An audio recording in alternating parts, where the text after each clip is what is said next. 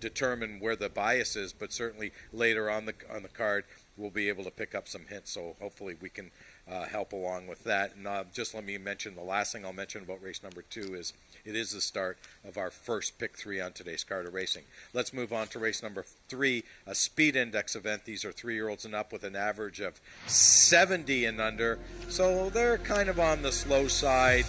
And also the start of our first of our 2 pick 4s on today's card. Tough race, I thought.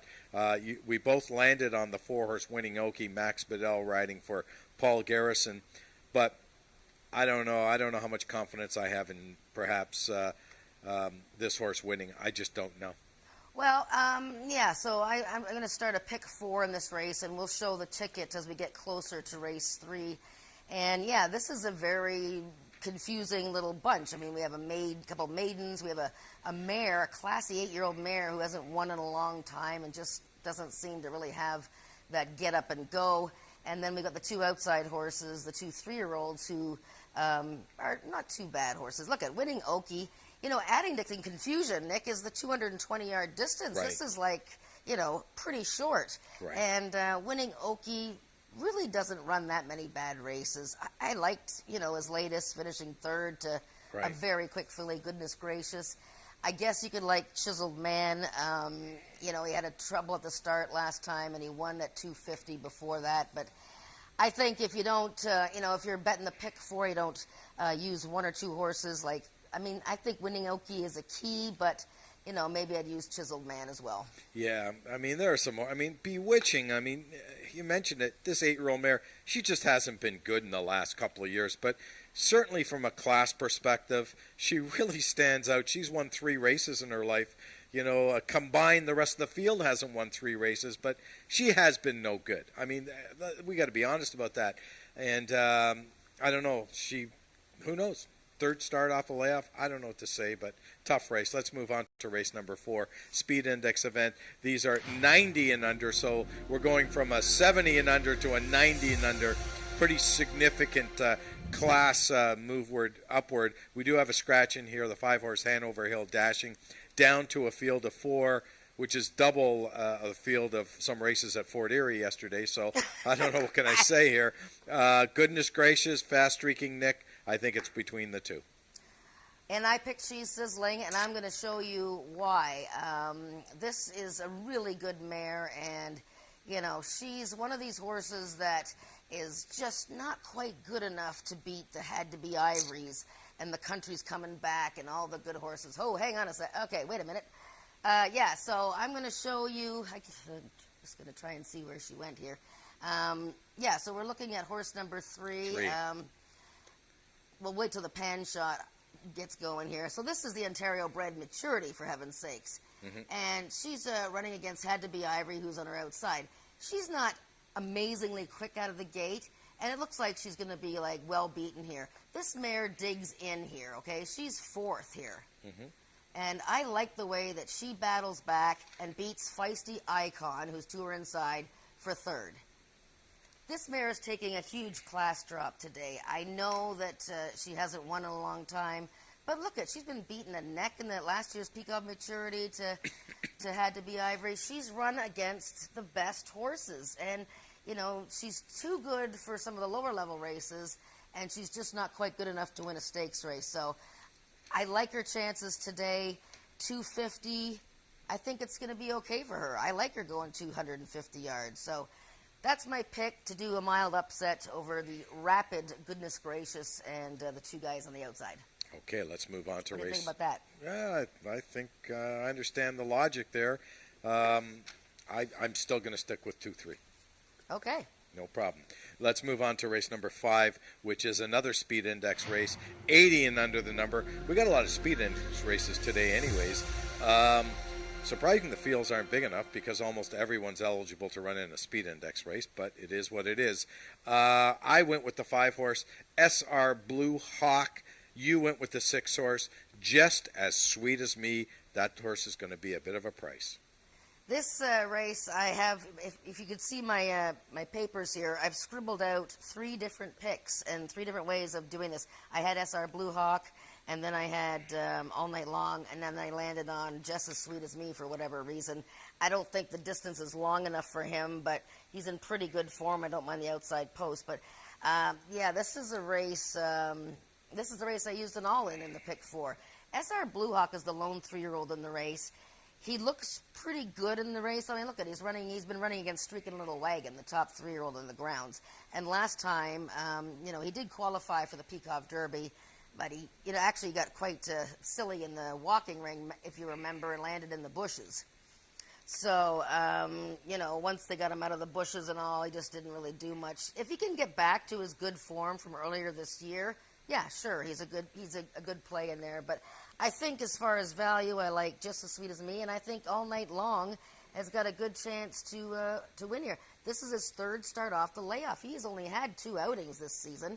Right. Ramiro Castillo is back riding him, and he rode him to all kinds of good outings last season. So I think it's an all race for pick 4, but I'm leaning towards the 2 and 6. Okay, that makes a lot of sense to me. Let's move on to race number 6, the final leg of our first pick 4 on today's card. I think this race might be a little bit more, I hate to use the word easier to handicap, but I think there's a couple of horses in here that kind of stand out to me. I think it's between the 4 and the 6. Who do you like in here, Jen? Yeah, I would agree with that thinking. I mean, this is a nice little competitive non-winners of 3 allowance race, and Lethal Assault, he kind of surprised me last time. I mean, he was, I know he was only 5-2, but he really scampered away. Didn't have any problem with the mud, that's for sure. So, 91 speed index, beat Memory of Griffin and Me Zoomin' By, who we'll see before he races. So, yeah, I think for leading trainer Jason Pascoe, he's the horse to beat. But Candyland put it all together for quite a sharp win last time in an allowance event with Brian Bell. She's very quick. I guess, both of these horses are quick. Will they, get themselves into a, drag them out duel and then get caught by a horse like Blue Eyed Merlin, who I think has got a good late rally? But, yeah, I think the race comes down to the 4 and 6. Yeah, and the 6 horse, 3 of the last 4 starts this filly's had has been from the 1 hole. Draws outside today, did draw out 3 starts ago, and probably raced okay that day, although the horse finished 3rd, closed well that day. So maybe the outside post might be a help to this horse. But again, I want to mention again, we've had biases here this year at AjaxDowns, so by then we'll have a pretty good idea of whether the outside is back to being the place that you want to be on. It certainly wasn't last week. Let's move on to race number 7, an optional claiming event. $5,000, the claiming price in here. And we do have a horse that's in for the money. We have the 5 horse, Jessa Train Y'all. That's a mouthful to say. Craig Spada, the trainer, who's decided to put this horse in for the tag because he doesn't fit the condition. And again, I think there's a standout in this race. It looks like Carneros is going to be tough to beat going 250 yards. Well, I know people have said this before. It's hard to believe that Carneros is eligible for a race for horses that haven't won since June of this year. Right. But he's been 2nd and 3rd in a whole pile of races, racing against, the best. Yeah, the best. Between him and Just a Sweet Surprise, they're the short distance champions. Yeah, I think it's pretty hard to imagine that he's going to lose this race at 250. He just has to, be straight and, sharp out of the gate. I like Arctic Fame a bit because he's fresh, coming off a 2-month layoff. He's one of those horses that, again, is not quite good enough to win stakes, but there's not a lot of spots for him to race in. So you see him racing in maturities and sprint series. And the same with Chicks Dig My Money Bags. I mean, look at his last 7-8 races. He's been in little stakes races every single time. And he runs against Maryland Magic. Spy for the Senate, had to be Ivory. He doesn't fit any conditions here.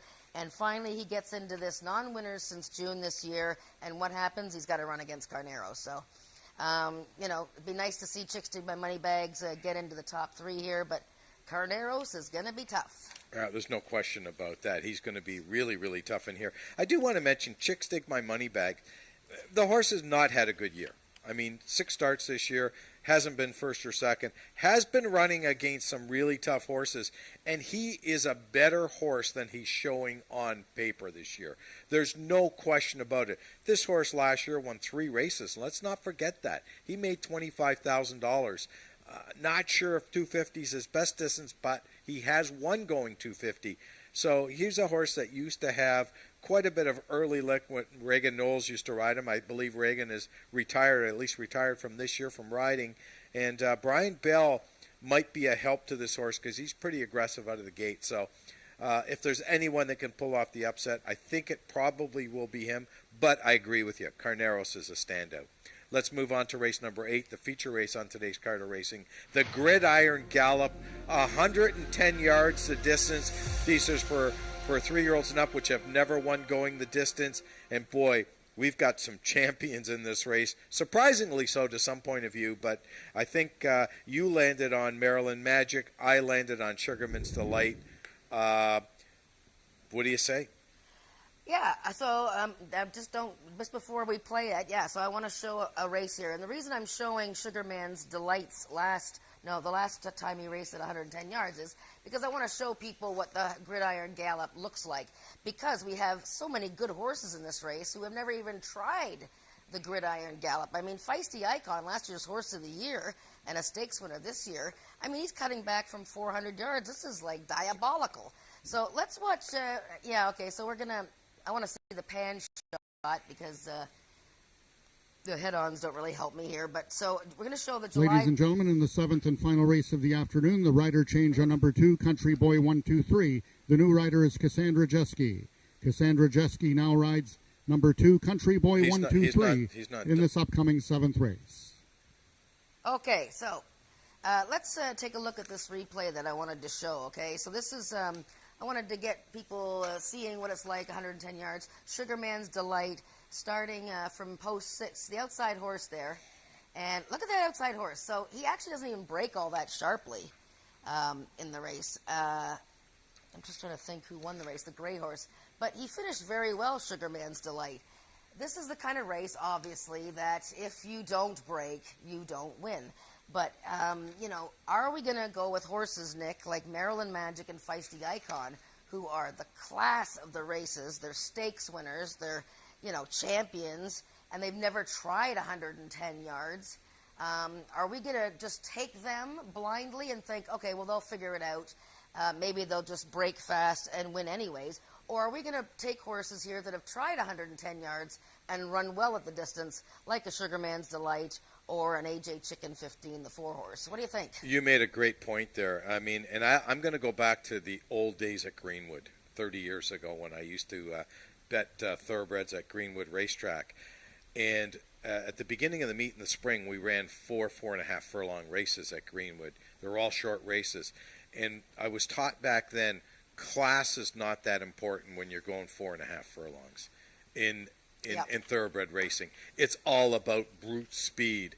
And you could have a champion horse running against a cheaper horse who's just fast, and going 4.5 at Greenwood, it was still tough to beat. So I think, to your point, I don't think class matters a lot going 110 yards.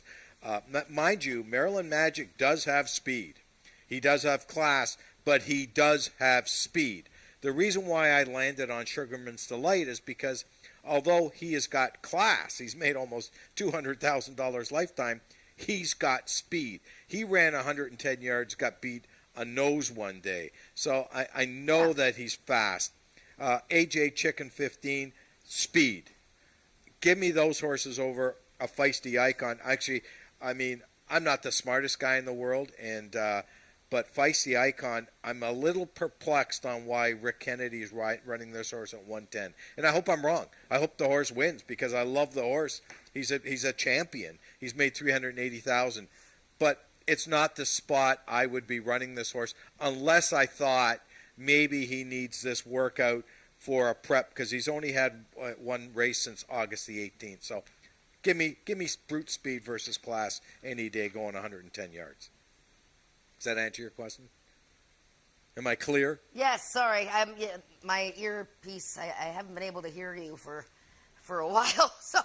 When I say am I clear, you're supposed to say crystal clear. Oh, crystal. Crystal. Remember clear. that one of the greatest movies of all Crystal. time. Crystal. Yes. Okay, Let's go. Let's move on to race number 9, a maiden event. Ontario-bred maidens, 3-year-olds and up.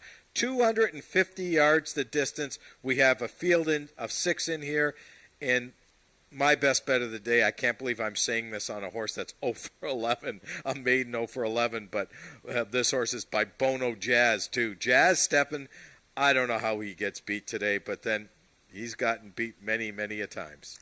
Yeah, well, she's dropping into a maiden race for the first time since their season opener in June, and she's been beating the neck to horses that have won races in her last 2 starts.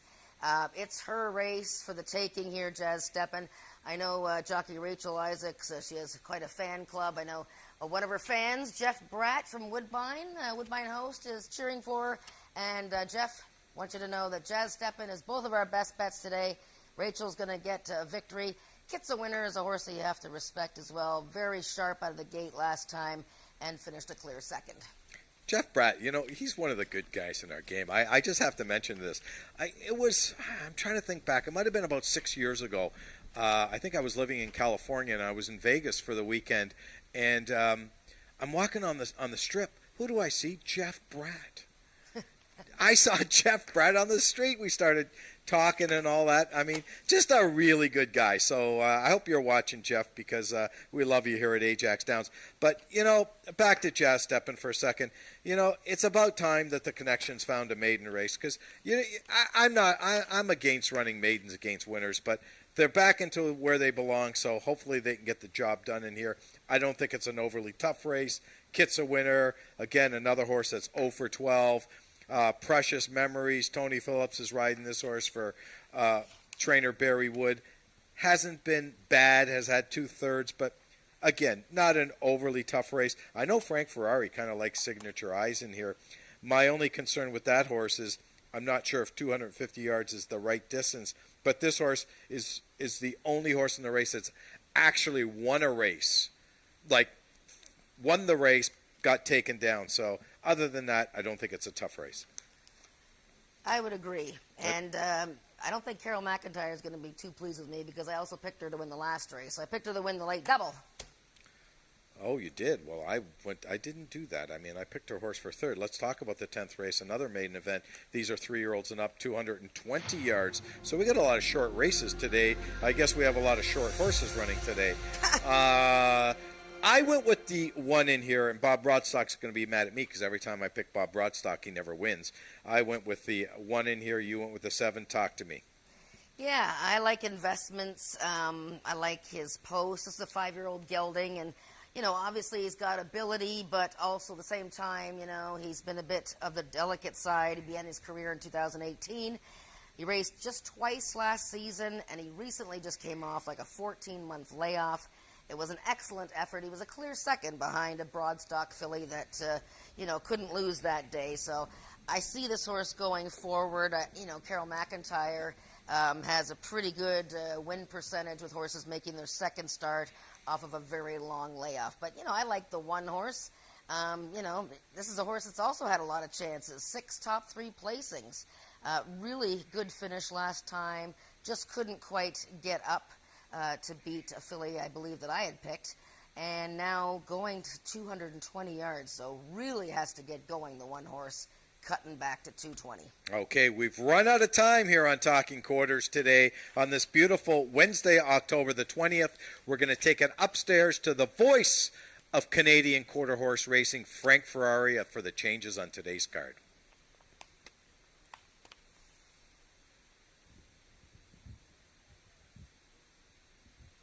Ladies and gentlemen, good afternoon, and welcome back to Ajax Downs for live quarter horse racing.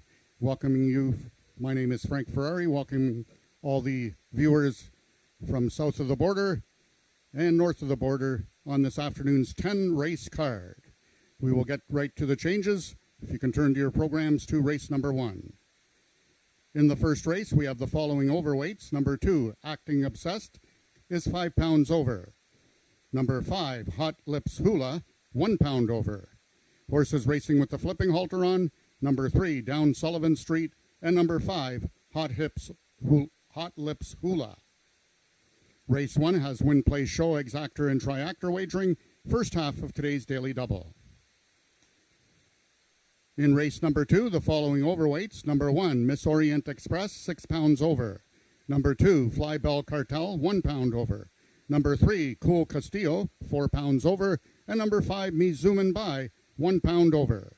Horses racing with the flipping halter on. Number 1, Miss Orient Express. And number 2, Fly Bell Cartel. Race 2 is race A of the early pick 3. In this afternoon's third race, the following overweights. Number 1, Bewitchin', 1 pound over. Number 2, Chicks Got Me Wonderin', 6 pounds over. Number 3, Papi Chulo, 5 pounds over. Horses racing with the flipping halter on. Number 1, Bewitchin', and number 3, Papi Chulo. Race 3 is race A of the early pick 4. In the fourth race this afternoon, we have a vet scratch in your program. Scratch the number 5 horse, Hanover Hill Dashing. And the following overweights. Number 2, Goodness Gracious, 4 pounds over. Number 3, Fast Streakin' Nick, 1 pound over. And number 4, Shake Some Sugar, 6 pounds over. Horses racing with the flipping halter on. Number 4, Shake Some Sugar.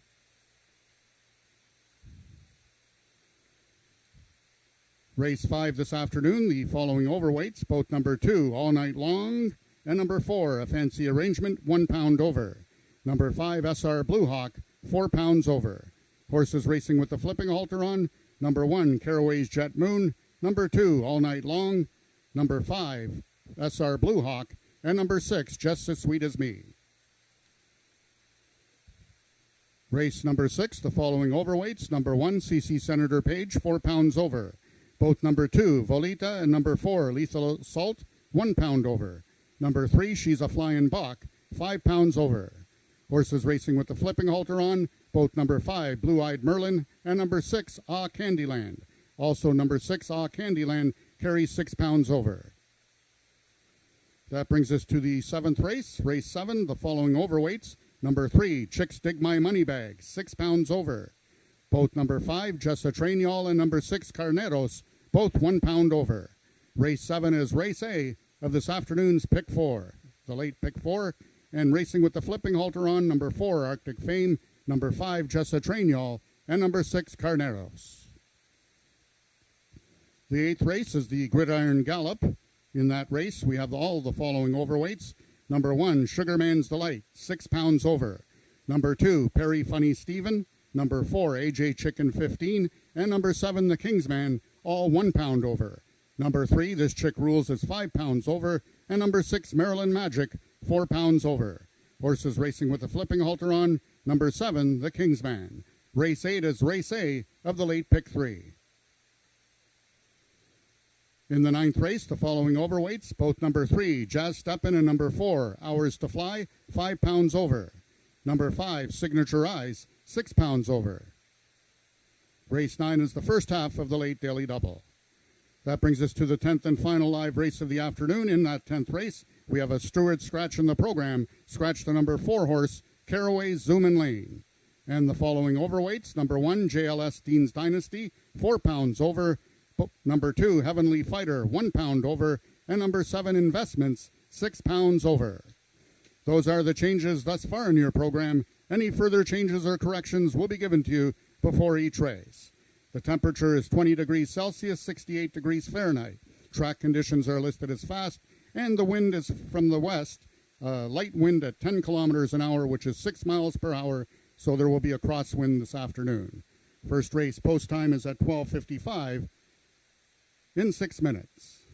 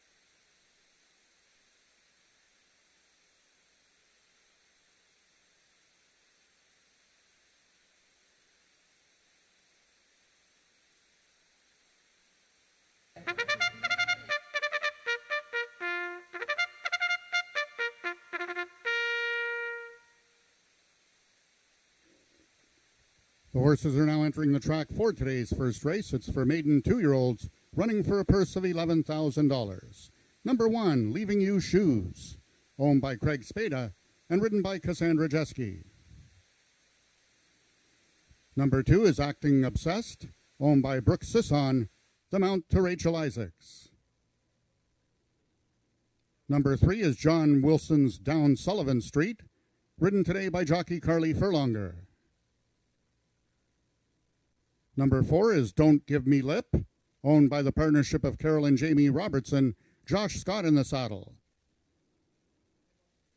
And completing the field, number 5 is Hot Lips Hula, owned by Richard Winsakabi and ridden today by jockey Corey Spataro. That is your field for the first race, going a distance of 300 yards. Just 3 minutes till post time.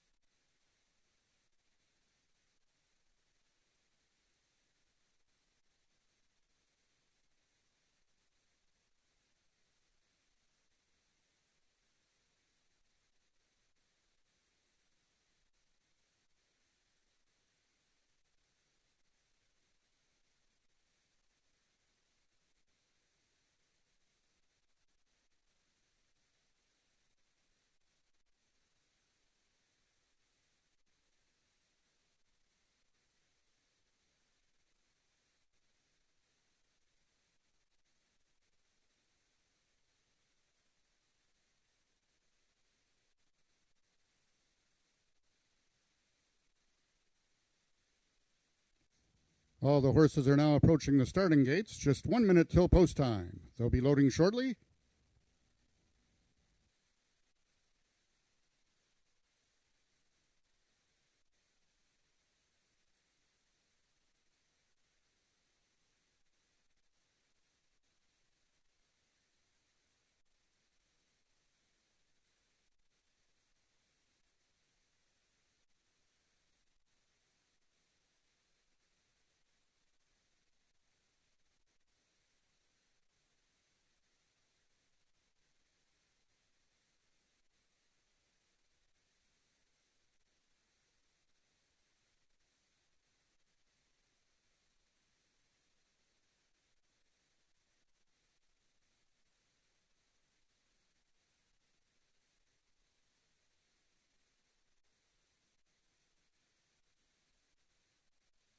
All the 2-year-olds have now reached the starting point. It's post time. Horses are now entering the starting gates. Number 1, Leaving You Shoes, is the first one in. Number 2, Acting Obsessed, one of 2 geldings in the field. Number 4 is Don't Give Me Lip, one of 2 fillies in the field. Number 5, Hot Lips Hula, making its lifetime debut, currently even money favored on the board. The last one to load will be number 3, Down Sullivan Street.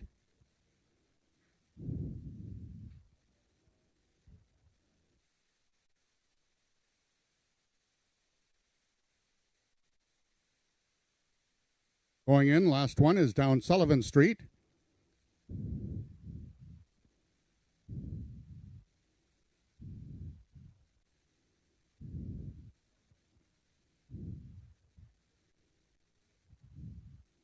They're at the post.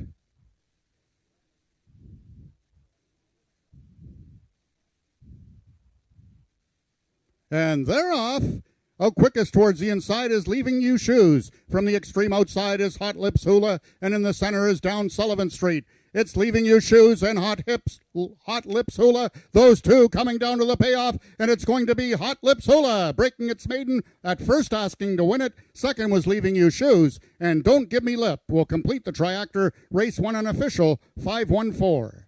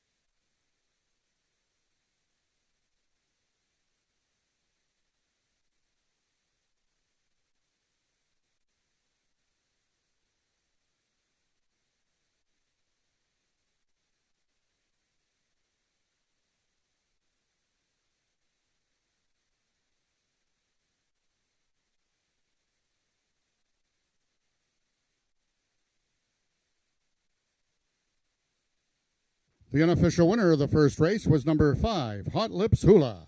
Second, number 1, Leaving You Shoes. Third, number 4, Don't Give Me Lip. And fourth, number 3, Down Sullivan Street.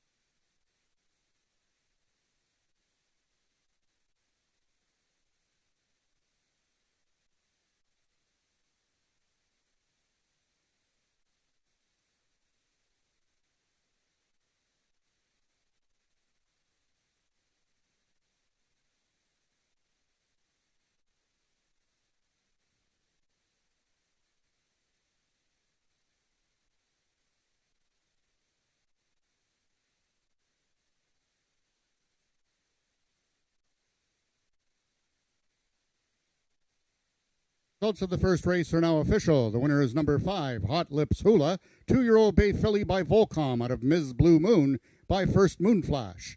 Foaled in Oklahoma by Triple U Quarter Horses LLC, Hot Lips Hula is owned by Richard Winsakabi, trained by Michelle Woodley, and ridden to victory by Ajax leading rider Corey Spataro. Hot Lips Hula winning the distance with a time of 16.006 seconds, carrying a speed index of 74. Rechecking from top to bottom, order of finish in your program should read 25431. Those are the total results of the first race. In this upcoming second race, the following overweights: number 1, Miss Orient Express, 6 pounds over. Number 2, Fly Bell Cartel, and number 5, Me Zoomin' By, 1 pound over. And number 4, Cool Castillo, 4 pounds over. Race 2 is Race A of the early pick 3.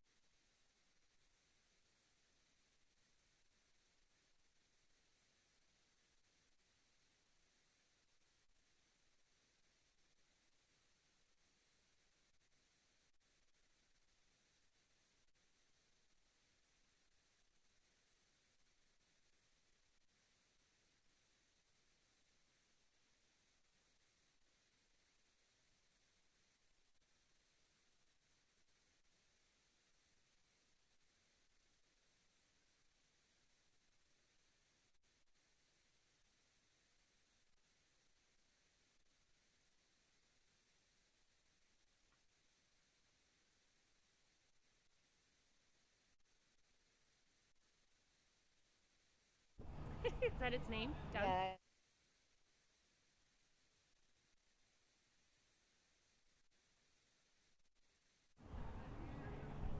It's... Well, I guess I gotta turn on the mic. That would help. It's my first day here. Didn't turn on the mic. Don't point at me. Okay, we're underway here at AjaxDowns, and Hot Lips Hula makes her career debut, a winning one, and what an impressive debut that was. That is Richard Winsakabi's 2-year-old filly by Volcom, trained by Michelle Woodley and ridden by Corey Spataro. And I am pleased to be joined for the first time this year by Michelle Woodley. I mean, look at the record that she has compiled with her horses. She has a lovely 2-year-old colt this year, gelding 2-year-old colt, coming up in the Alex Peekov Futurity next week. Michelle, I gather Hot Lips Hula has been a bit of a project, just judging by what Corey said when he got off of her. Tell us about Hot Lips Hula. Well, Hula's been a challenge a little bit, but I have to give John huge credit for this filly. He's put a lot of work into her and ate dirt a few times. And I want to thank the Winsakabis for being so patient with her and letting us take her time and trying to do it as right as we can. But yeah, she's been a little challenging, but she always had a little talent, so we figured if we could get her head in the game, we might be okay.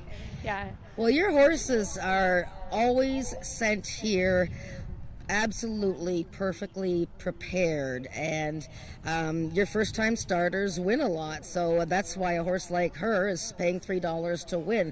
People know that you and hubby John are just making sure that they come out here perfectly prepared. And Lethal Trace, the big 2-year-old in the barn, he won first time out after a really troubled trip. What do you think of his chances coming up next week? We really like Lethal. Generally speaking, he's the polar opposite of Hula. He's pretty easy to deal with, takes everything in stride.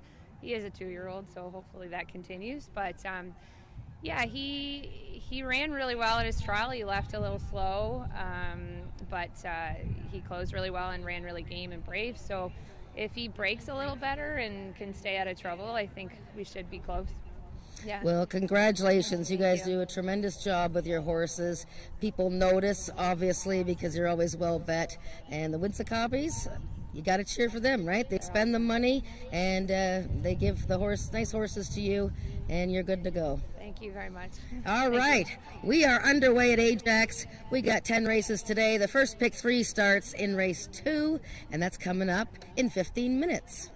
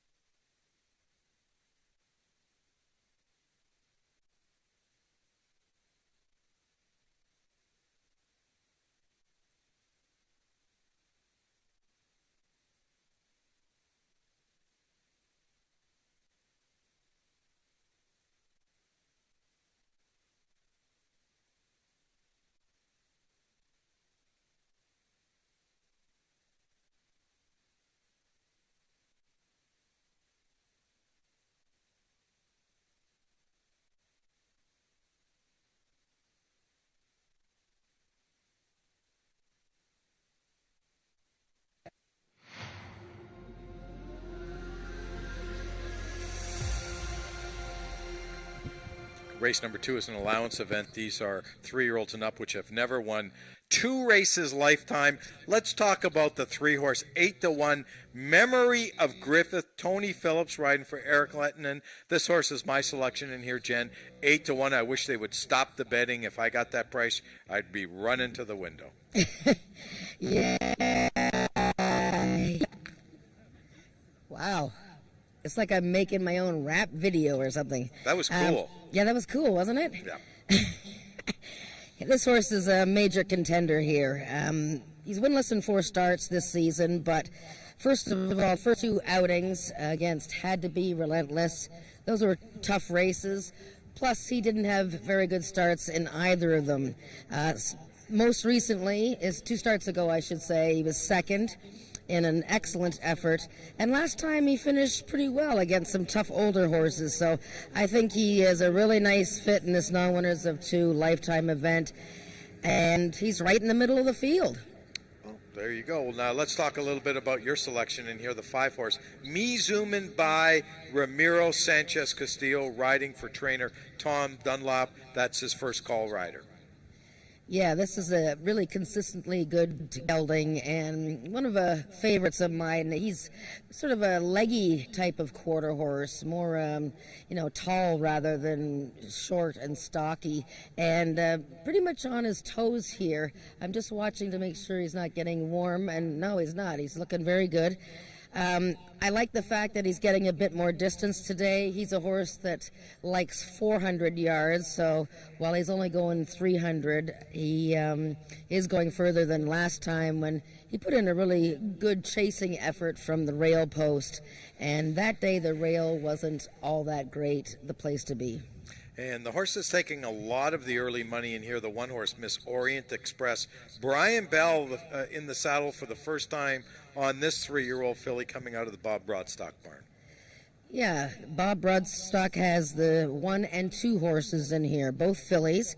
The 1, Miss Orient Express, one that gets a little feisty as she gets towards the gate, so you have to watch her as she heads to the post. But she's obviously talented, ran in the 90s speed index 2 starts ago when narrowly third, and most recently broke very slowly and had no chance in that race in the mud. So I'm not worried about that, but one that you have to watch as she gets ready to go to the gate. And I like Flybell Cartel for a piece. She was very quick in her latest, and she's fresh. She's only had 1 race since July. Okay, and let's talk. We haven't talked about the 4-horse. Cool Castillo, also out of the Tom Dunlop barn. Mascara on this one. Castillo has opted for the 5-horse in here. You know, this is another horse just breaking her maiden back on October the 6th, 2 weeks ago. Yeah, and he ran into some sharp ones to start the season. Finally put it all together last time. He was 25 cents on the dollar and very much an easy winner. He's on his toes as well. You can see him there. He's one and quite sharp as well. Quick horse from the gate. I'm not sure he's as good as a stablemate on the outside. Okay, so we've got some horses going to post here in about 6 minutes who may get a little bit wound up. The good news is both Jen and I will be with you for the run-up to race number 2. So, article ballerina is no.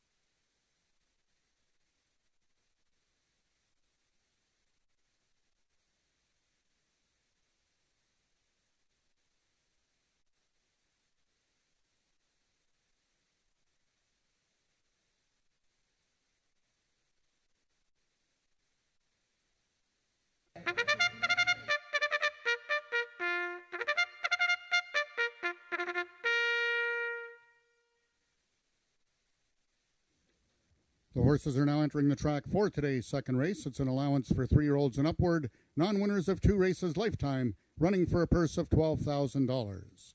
Number 1, Miss Orient Express. Owned by the partnership of Marie Broadstock and Josie Payma, Brian Bell in the saddle. Number 2 is Fly Bell Cartel. Owned by the partnership of the Peacock Cattle Company and Marie Broadstock, and ridden today by jockey Corey Spataro.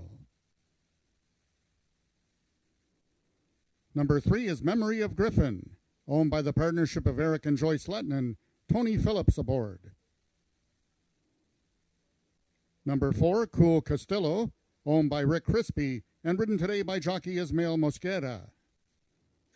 And completing the field, number 5 is Me Zoomin' By, also owned by Rick Crispy, and ridden by jockey Ramiro Sanchez Castillo. That is your field for the second race, going a distance of 300 yards. 3 minutes till post time. Race 2 is race A of the early pick 3.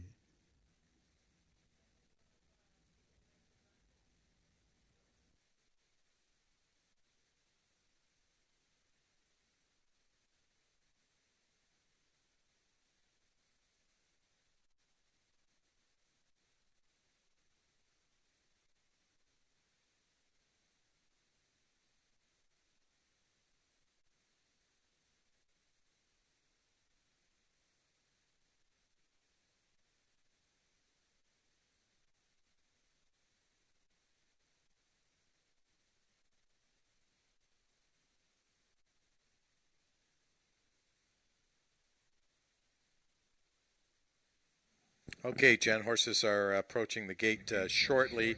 Right now, the betting is a little bit spread out between the 1, 3, and 6. The 3-horse Memory of Griffith, 9-5 right now. Anything that you saw in post parade or in the gallop up that's going to change your mind? Not really, although the 1-horse Miss Orient Express looks very well, and I didn't pick her in the top 3, so that might have been a mistake. I'm not sure. We'll see how the inside plays, but she did look very well. The 3, Memory of Griffin, really looks sharp and well, looking like he's about ready to win his first race of the season. And I still like the 5, but at the 3 and 5, look, we have 3 horses at 2-1 here. Yeah, 3 horses, my selection in here, so too bad it's not a beauty contest. I would have won the bet, but it's not. Before we go to post, I just want to wish a very special person on track a happy birthday today. He probably doesn't know it's coming, this announcement. John Thompson, it's your birthday tomorrow. Happy birthday. Your wife passed me on the message, and I'm telling you, you're in for a treat tomorrow. You're going to be the birthday boy tomorrow. Happy birthday, John. We'll see you later.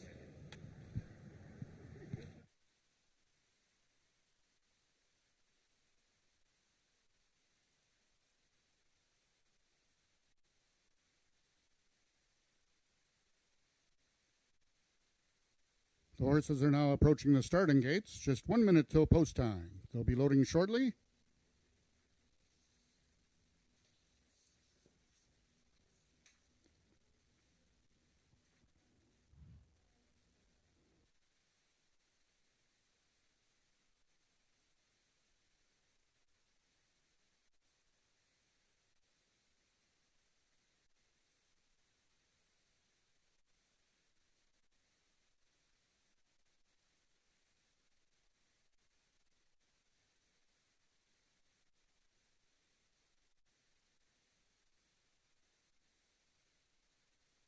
All the horses have now reached the starting point. It's post time.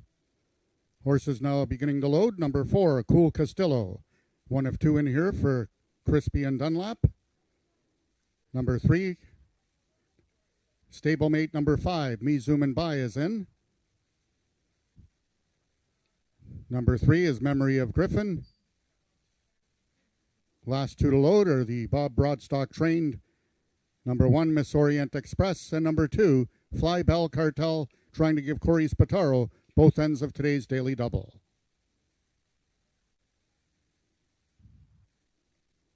They're at the post, and they're off. Lunging at the start was Miss Orient Express. Fly Bell Cartel got away quickest of all. Second in the center is Memory of Griffin, and from the extreme outside, Me Zooming By is Asked for Run. It's Fly Bell Cartel and Memory of Griffin, those two bobbing heads at the payoff. Picture time, a win photo with Fly Bell Cartel and Memory of Griffin. Me Zooming By finished third.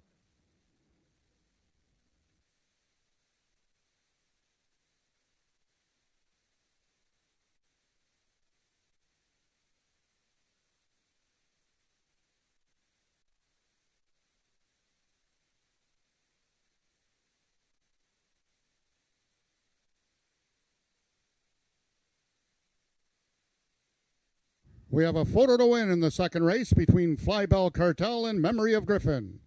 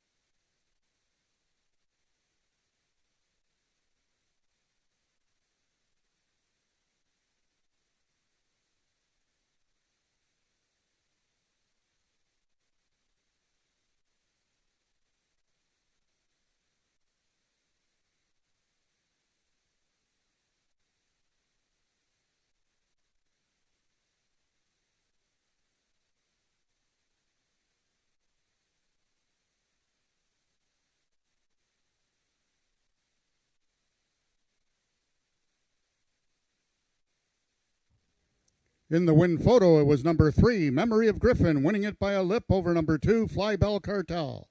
Third was number 5, Me Zoomin' By, and fourth, number 4, Cool Castillo.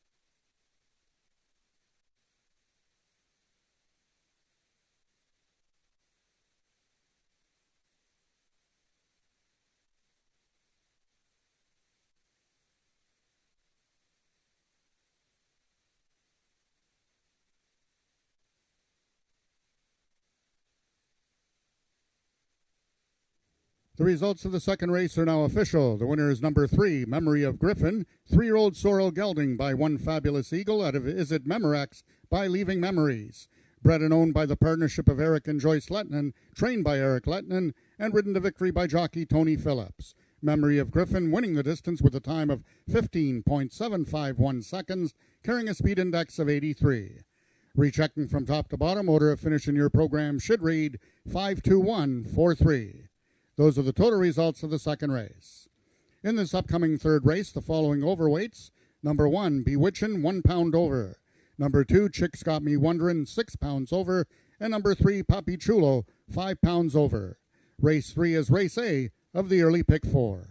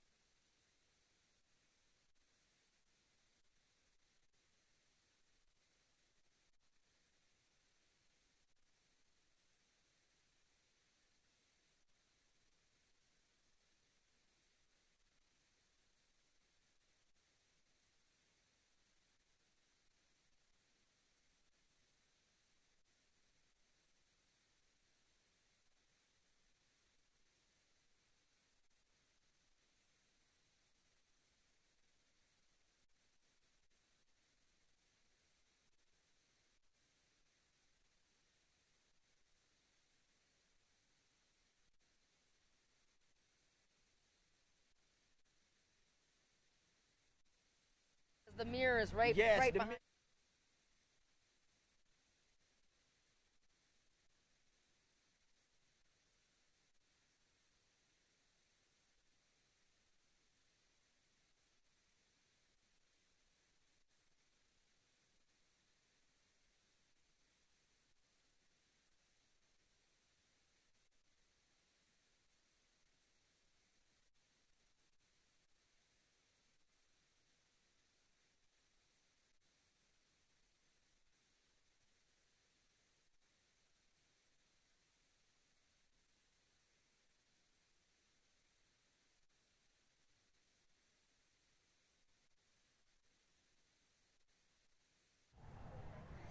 Well, there is the photo of race 2. And I tell you, watching it from trackside here, and TP, Tony Phillips on the 3, Memory of Griffin, and Corey Spatero on the 2-horse Flybell Cartel, they were absolutely flat out riding. The 2 horses were side by each. I actually thought the 2-horse had won Flybell Cartel, but the race went to Eric and Joyce Letnin's Memory of Griffin, and how fabulous is that? That was a great race, allowance event. Tony Phillips, come and talk to me about Memory of Griffin. It's his first win this season. He's had a little bit of difficulties in the gate, out of the gate, I guess. And last time he was meeting a really tough field, and this group seemed to be within his reach. Yeah, this is a little bit of a milder race. I mean, the last race, he didn't run too bad. He ran fourth, but he was just a little bit unruly in the gate, so to speak. And he didn't quite get the break that he wanted. So when he came out, he was all crisscrossing and uncoordinated. It took half the race trying to get him into stride properly before then he started moving and he almost got third. And so today, he really looked like he was in sync with you. I mean, you guys were just like poetry in motion coming down the lane. Did you think you had won? Corey and I, we weren't sure we really got that. I mean, we were coming back and, I met him at the corner there and I said, "Did you get me?" And he said, "Whoa, I don't know, maybe." And I said, "Well, maybe I got you." So it was kind of like that. So we didn't really know. Well, you got the nod, and that's a nice win for this Ontario bred. Congratulations to Eric and Joyce Letnin. Way to go, TP. And an excellent job for my header in the gate. He babysat him really, really good. And that made a huge difference today, too. So props to the header as well. So and does the header have a name? It's Alan. Alan, very good. There you go. He's waving at you. Yeah, he done an excellent job. So as I said, Eric and Joyce, now we can rejoice. That horse is the real McCoy. There we go. Thank you, TP, with his little rap here. Maybe we'll hear more from him. Who knows? We got race 3 coming up. It's the first leg of the first pick 4.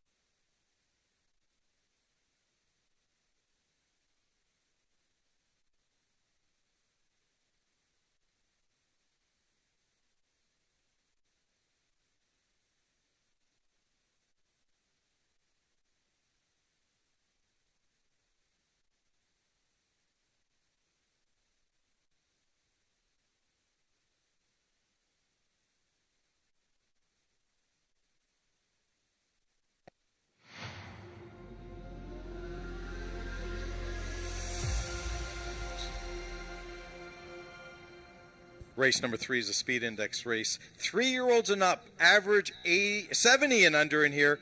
220 yards the distance, Jen. Very, very short race. I know both you and I landed on the 4-horse Winning Okie with jockey Woodbine, Max Medell in the saddle. He's looking for the second wing for this 3-year-old gelding coming out of the Paul Garrison barn. Well, Nick, yeah, we're just, because the rain keeps going on here. Whoa. Because the rain keeps going off, we're just going to do audio only. And he's here for the horses. But what about that last race? Who did I sing? You were touting Memory of Griffith, my selection. Got up in the final jump just to nip the 2-horse. And he paid a nice 4-1. Unbelievable. And yeah. looking at this field here, and everybody's very well behaved. Nice little group of horses, all seeking their first wins in a while. Winning Okie is a real star in the walking ring. He came trotting in like he was eager to be here, and just watch get saddled up. And I'm sorry, we're having some audio problems here, but he's looking very well, Winning Okie. I didn't know we had audio problems. I thought it was just my hearing there for a second. Let's move on. Let's talk about the 5-horse Chiseled Man, taking a lot of money right now. 1-2 on the board. I know that will change. This horse, owned and trained by Rick Kennedy, has had a win this year, back on September the 1st, going 250 yards, running 220 today. Yeah, he's an interesting fellow. This is an Ontario bred for Rick. And, you know, tough to follow along with him because 3 starts ago, when he really was no factor behind Winning Okie, and it was a bit of an odd race. And then 1 race later, he came back to win, and that was his maiden victory. Now, it was a small field, and Tony Phillips rode him. Last time, he came out of the gate and bore out pretty badly from the outside. And from the outside post, and he has the outside post again. So TP is going to have to work his magic here, 2 races in a row, and get Chiseled Man to come out of the gate. Okay, let's talk about the 1-horse Bewitching. This 8-year-old mare hasn't won a race in several years, but has won more races than the rest of the field combined. She's won 3 races. The rest of the field have only won 2. But she has not been good the last couple of years, but she does have back class. She's made $41,000 lifetime. Can she turn it around is the question. This is the field to do it. It's not the toughest field in the world. Yeah, and Ramiro Castillo is going to give her a try here. And look at, she's been 4th 4 races in a row. She's been 4th, 3rd or 4th, most of her recent races in the last year.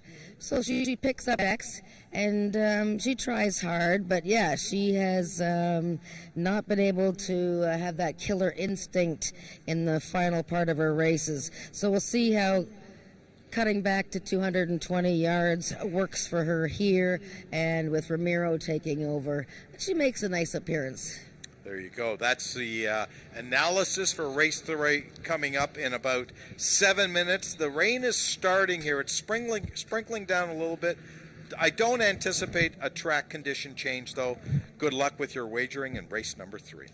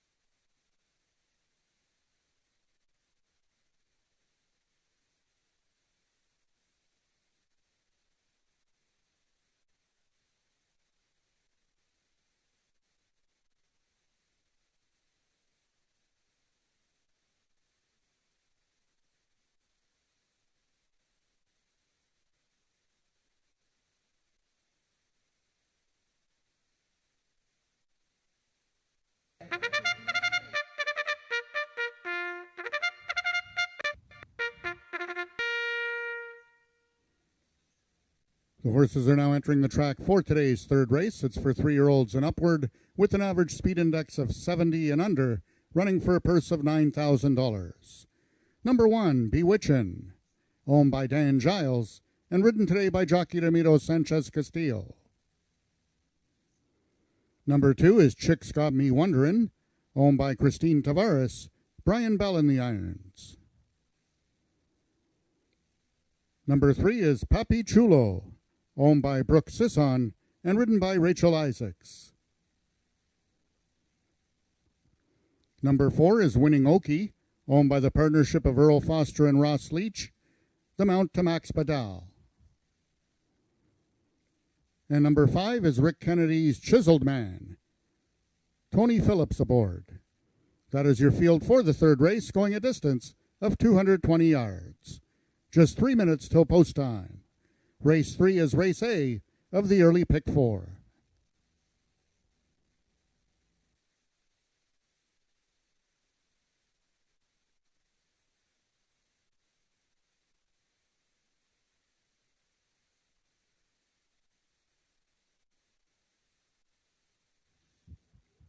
Just a reminder, ladies and gentlemen, that racing resumes here at AjaxDowns next Wednesday. We have one of the biggest race days scheduled for next week with 3 major stake races: the Ontario Sires Stakes Derby, the Alex Peikoff Memorial Futurity, and the Alex Peikoff Championship. So circle next Wednesday on your calendar and don't dare miss the live racing here at AjaxDowns. It all gets underway, race 1 at 12:55.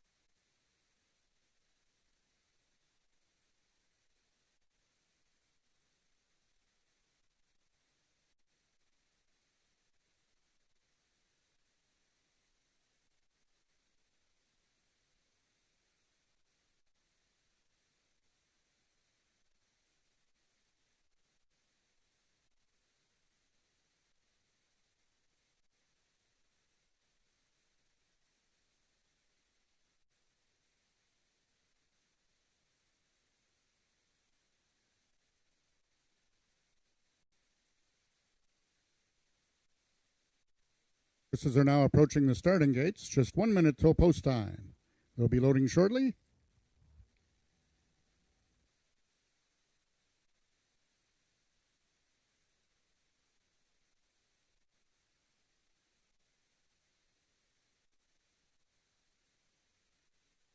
The horses have now reached the starting point. It's post time.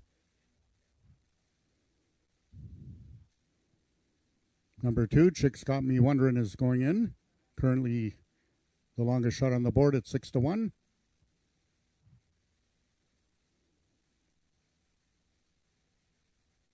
The other gray, number 4, Winning Okie, is in. Chiseled Man goes in. We're waiting for Papi Chulo and Bewitchin'.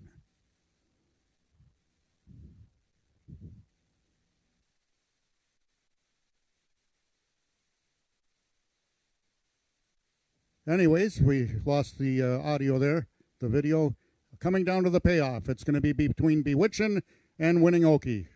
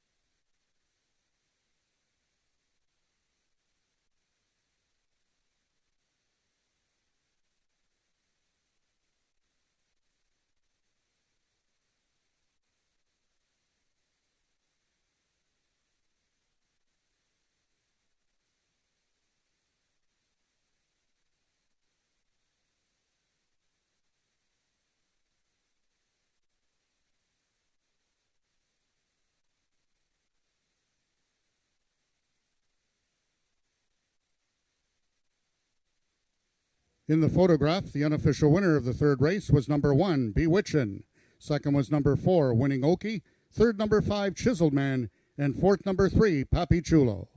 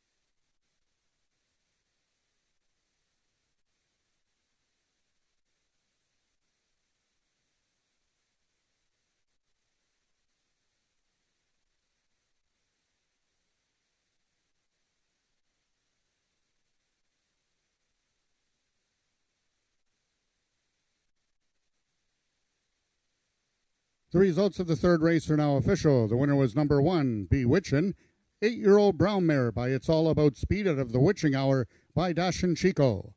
Bred and owned by Dan Giles and also trained by Dan Giles, Bewitchin' was ridden to victory by jockey Ramiro Sanchez Castillo with a time of 12.390 seconds, carrying a speed index of 78. Rechecking from top to bottom, order of finish in your program should read 15423. Those are the total results of the third race. In this upcoming fourth race, we have a vet scratch in your program. Scratch the number 5 horse, Hanover Hill Dashing. And the following overweights: number 2, Goodness Gracious, 4 pounds over. Number 3, Fast Streak and Nick, 1 pound over. And number 4, Shake Some Sugar, 6 pounds over.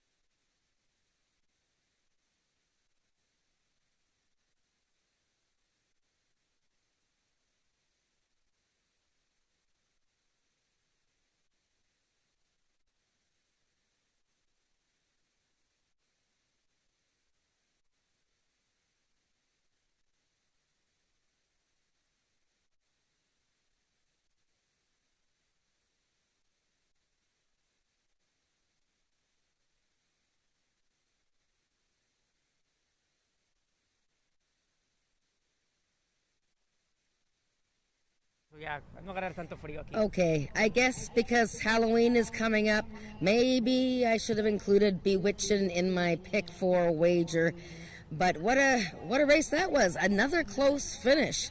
Bewitching and winning Oki, throwing it down right to the wire, and Bewitching, 8-year-old mare, owned, bred, and trained by Dan Giles. And boy, is he happy because his mare got her first win in quite some time. And the guy who orchestrated that victory is with me here, Ramiro Castillo. Ramiro, this mare, you've ridden her before, and you thought she ran very well in July.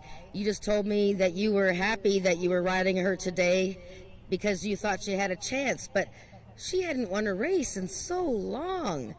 What was the difference today? I mean, was she feeling different on the way to the gate? No, last time when I'm riding, I think 3 or 4 Races ago, I'm finished 4th. The same thing, position 1, but I'm finished 4, very, very close. I really like this feeling. I think the last time, 300 or 250. Today, 220. 220. Wow. That's Friday when Alan called me, you riding Betwitching? I said, yeah. 17 under, just for sure. Wow. Well, that's very good because it's nice to see a horse like her who has done well in the past and hasn't been able to get going, finally get a win. Did you think you had won the photo? I don't know. No, we're very close. When I take the corner, Max and me are talking, hey, who? I don't know. Just like the last race. So you guys, you jockeys don't really know anything. When it's very close, no. No. I didn't mean like that. When it's very close. Okay. Well, I guess you're busy riding the race. Yes. Well, congratulations. Thank you. Very good for you. And Bewitching, it's great for Dan Giles, Mary Schramm, wonderful for her. Yes. And we are going to be back with race 4.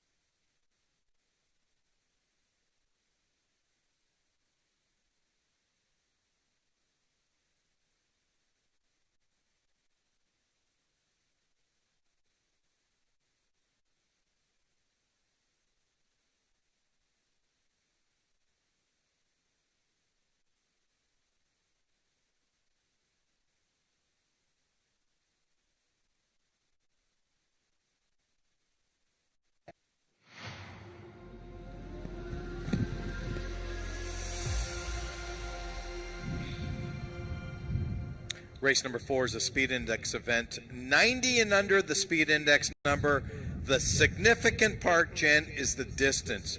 250 yards, short race. I went with the 2-horse, Goodness Gracious. Yeah, you might be on the right horse here, Nick. She is really on her toes here in the walking ring. They're just getting the saddle on her right now.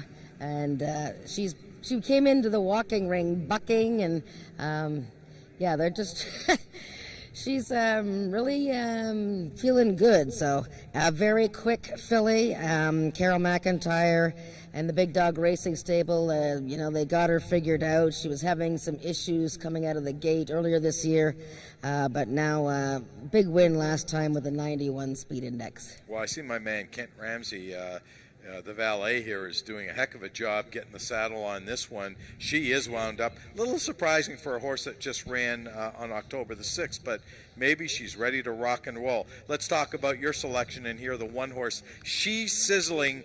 Carly Furlonger takes over the riding assignment on this horse. Helen Vanek is not here today.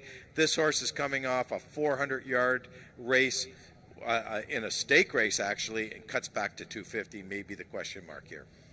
Well, maybe the distance isn't a question, but the competition certainly is not. I mean, Right. She has been racing against every top horse at various distances for some time. And, it's just the matter of, her having to run in these big races because she's, that good. At the same time, she can't quite win some of these races. I don't mind the fact that she has the rail in a short race. We've seen some horses do well on the inside today. And the Letnans are holding the hot hand. They've already got a win. And so maybe Carly Furlonger will be able to get She's Sizzling to the wire first. Yeah, there's no question. If this race was 350, she'd be my top selection in here, and you make a really good point. Let's talk about the 3-horse. Fast-streaking Nick. Corey Spataro looking for back-to-back wins on this horse. Yeah, and so the 2 outside horses are both from the Joe Taveras barn. Fast Streaking Nick. I loved him last week, and he eked it out. And, he gets along very well with Corey. 1 week back, this horse actually ran 1 week back last October and won. So don't even worry about the fact that he just won a week ago. He's razor sharp, and he fits, as does Shake Some Sugar, who is probably not in his top form, and he hasn't won in a long time. But, another horse that probably could make it interesting, maybe for third. Well, Bewitching hadn't won in a long time, and she got the That's job right. done in the last race. So maybe it's that day where horses that are going to win are horses that haven't won in a long time. They're winning off of memory.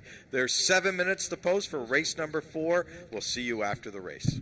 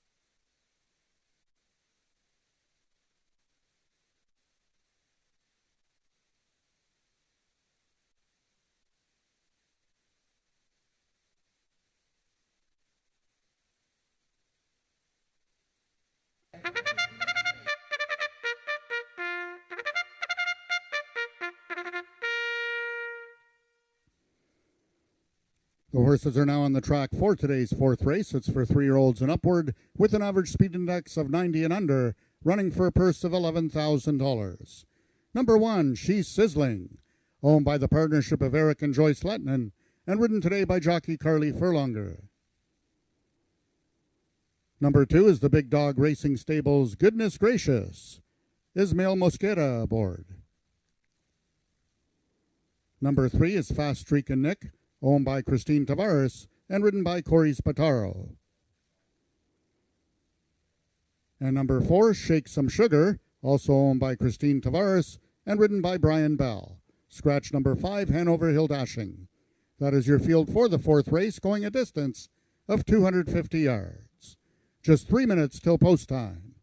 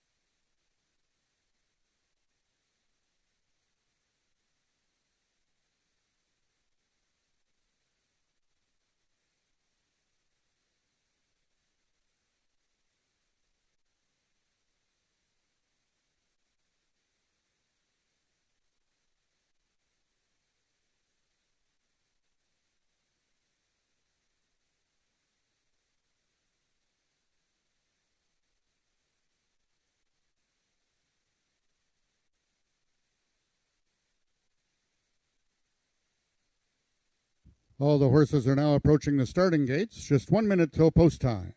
They'll be loading shortly.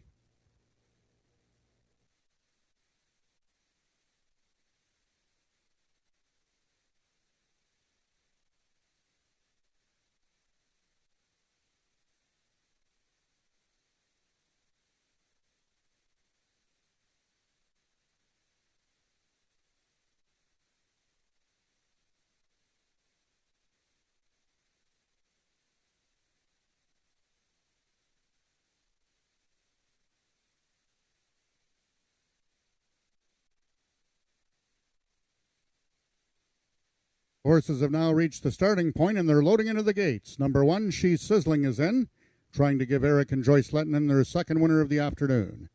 Number 2 is Goodness Gracious, trying to run her undefeated streak to 3. Number 3 is Fast Streak and Nick. Spataro looking for his second win of the afternoon. Last one in, Shake Some Sugar. They're at the post.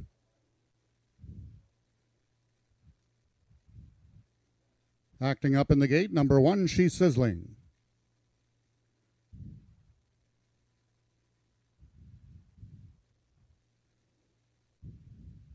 And they're off.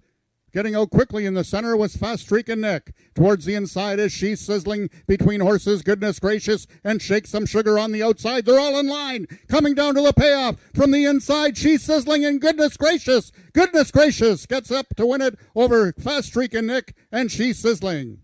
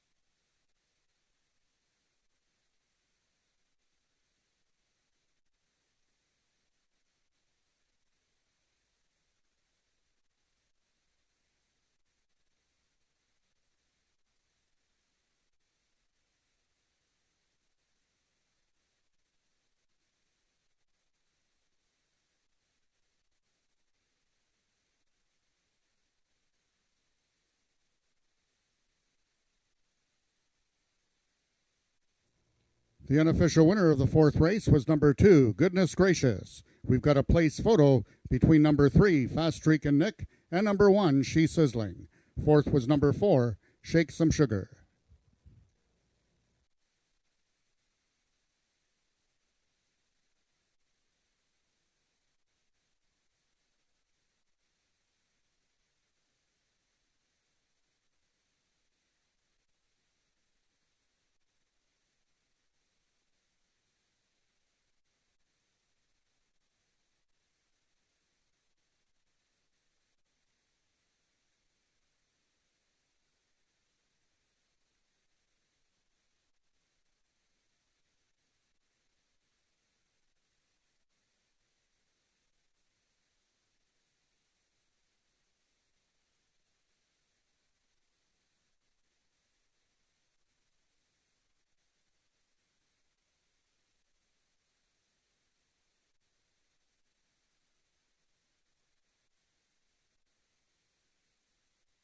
In the place photograph, it was number 3, Fast Streak and Nick finishing second, with number 1, She's Sizzling finishing third.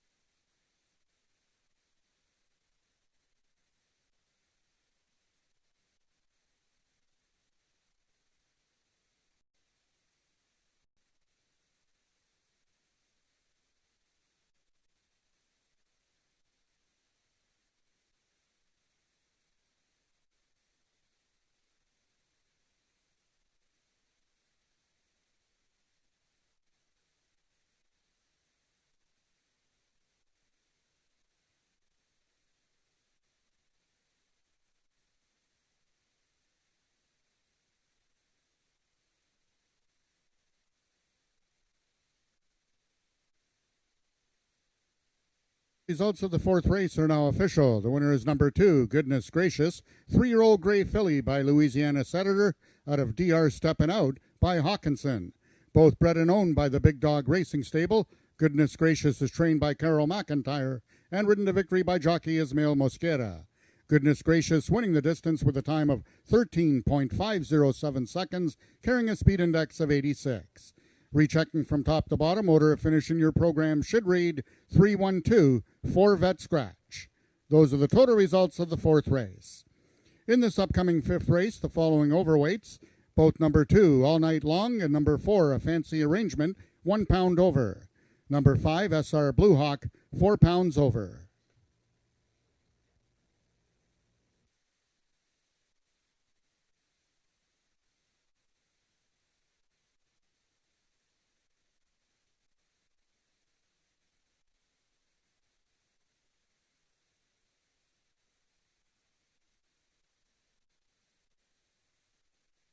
Baby.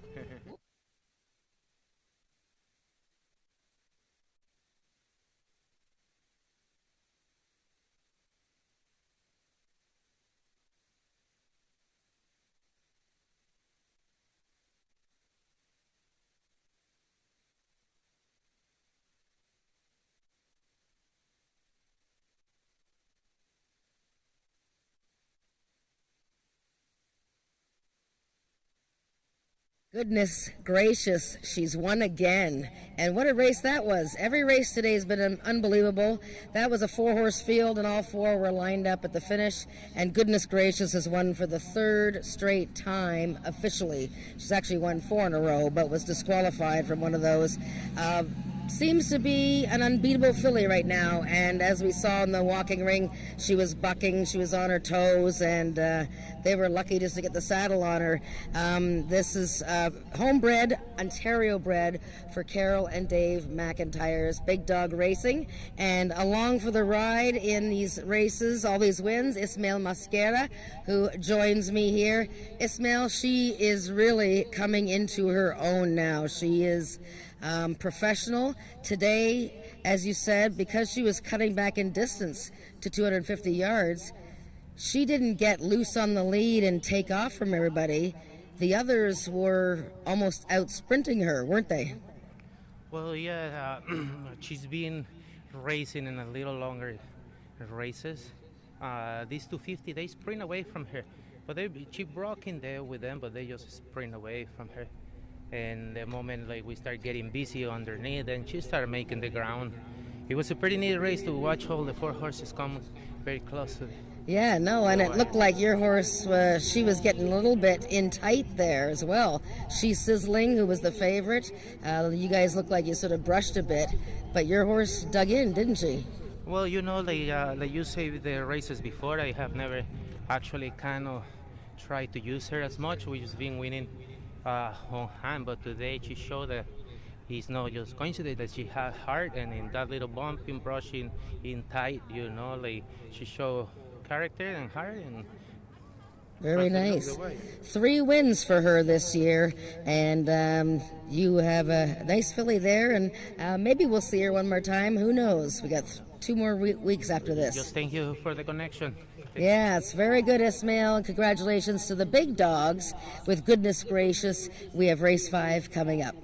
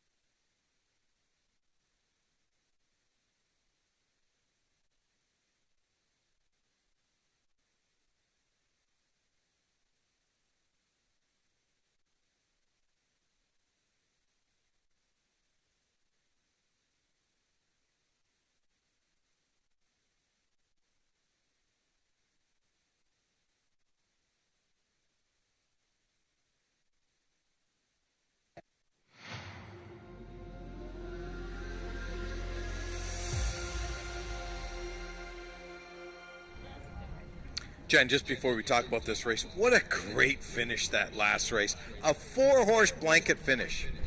Yeah, it was really fun to watch. And even Ismail said it was fun to be part of that. So he was in the 2 path with a horse who was inside and 2 who was outside. And very enjoyable to watch. We've had lots of photo finishes today. Well, it's enjoyable to watch if you finish in front. Not that enjoyable if you're second or third, but it's easy for Ismail to say. That's all I can say. Let's move on to race number 5, a speed index event. These are 3-year-olds and up. A speed index of 80 and under. 300 yards of distance in here, and I landed on the 5-horse SR Blue Hawk. You landed on the 6-horse Just As Sweet As Me. Well, my pick 4 wager is dead, but if it was alive, I would have had it all going into this race. The wagering doesn't say that it should be an all race just yet, but I bet you it does come post time. Yeah, I mean, I landed on the bottom horse, Just As Sweet As Me, but I changed my mind 3 times in this race, trying to figure it out. I like the horse. I find that he, he doesn't win all that often. He's 1 for 8, but he made a good appearance coming into the walking ring. He's got a good stretch kick, and Tony Phillips gets along with him fairly well.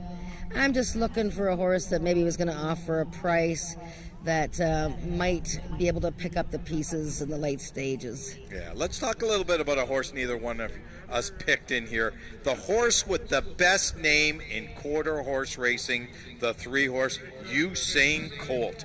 What shot does Usain have? He's been not very good this year.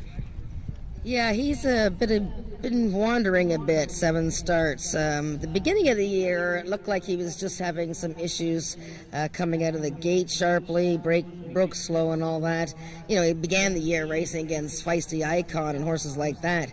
He has made it down to the speed indexes. Last time against I Am the Eagle, not really a factor. And, I just haven't been inclined to go back to him yet. I thought he was sitting on a win, but, nothing wrong with his appearance either, but it's just waiting for him to show some signs of life. Okay, the horse that's taking the early money right now, the 4-horse, a fancy arrangement coming out of the future Hall of Fame trainer, Joe Tavares' barn. This horse is coming off a victory back on September the 1st. And that was their first start in almost a year. And she came out of nowhere and won just at the last stride there. It was unbelievable. And we know how well Corey does with the Tavares barn. She was supposed to race a couple weeks ago, but I don't know if it was a couple weeks ago or a week ago, but she actually was a vet scratch leaving the barn. But obviously she's fine now. A horse that doesn't race very often. She's only won 2 races, but boy, that return race was pretty impressive. Okay, the 2-horse all night long. Ramiro Sanchez Castillo back in the saddle after a 2-race absence. Yeah, he's a horse that picks up a lot of shares. He gets close and, 1 win in his last 10 starts. But this is only his 3rd outing of the season, and I like horses that, are coming off a layoff, and then they seem to cycle up to a peak effort in their 3rd race. I think he's got a decent chance to win this race. He moves out to 300 yards, and his 2 career wins came at 300 yards. So I definitely give him a chance. I didn't say anything about SR Blue Hawk, who is the even money favorite right now, the lone 3-year-old in the field. And anything that, if he runs back to his races from early summer, would qualify him here, Nick. He's been in the Peacock Derby and a trial for that recently. Acted up in the walking ring last time when he landed in the bushes. And so hopefully he's on better behavior here. That's my selection in this race. That's our review of race number 5 coming up in 7 minutes. Good luck with your wagering.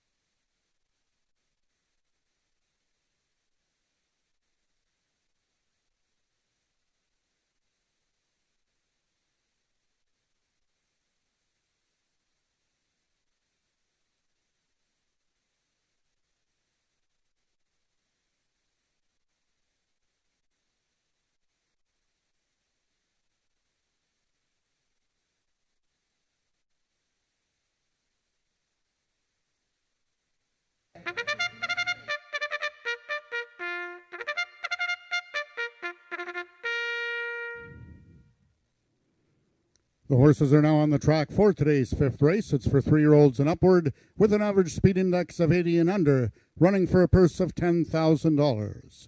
Number 1, Caraway's Jet Moon, owned by the partnership of Wayne and Carol Proctor and ridden by jockey Norman D'Souza. Number 2 is All Night Long, owned by Marie Broadstock and ridden today by jockey Ramiro Sanchez Castillo. Number 3, Usain Colt, owned by the partnership of Colleen McCracken and Scott Reed. Carly Furlonger in the saddle.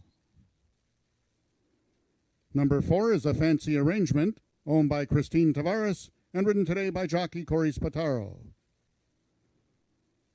Number 5 is SR Blue Hawk, owned by Emily Obu, the mount to Ismael Mosquera. And number 6 is Rick Kennedy's Just as Sweet as Me, Tony Phillips aboard. That is your field for the fifth race, going a distance of 300 yards. Just 3 minutes till post time.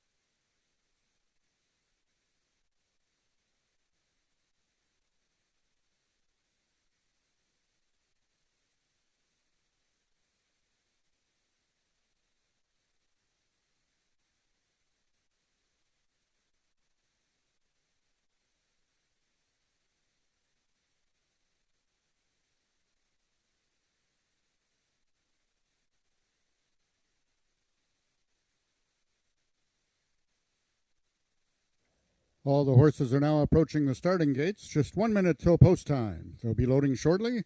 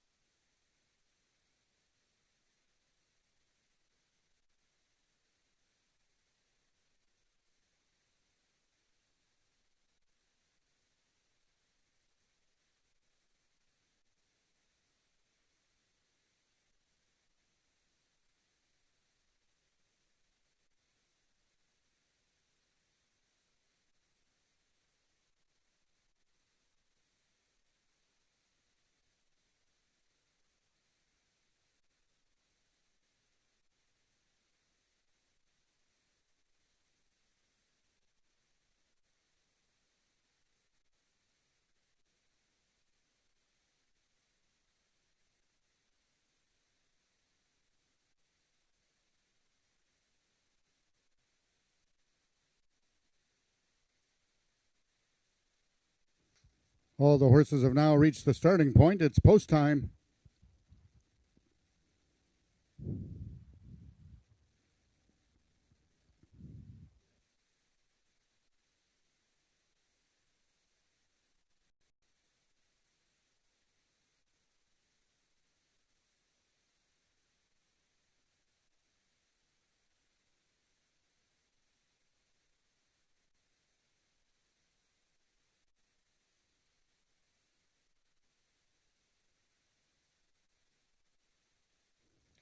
The horses are now entering the starting gates. First one in is number 2, All Night Long, the lone gray in this field, trying to give Ramiro Castillo his second win of the afternoon.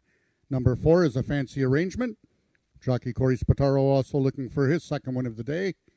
Number 3 is Usain Colt, currently on the board at 3-1. 5 is SR Blue Hawk, trying to give leading trainer Jason Pasco a victory this afternoon, and rider Ismael Mosquera back-to-back winners. 2 left to load. 1 from the inside is number 1, Caraway's Jet Moon, and from the outside, number 6, Just As Sweet As Me.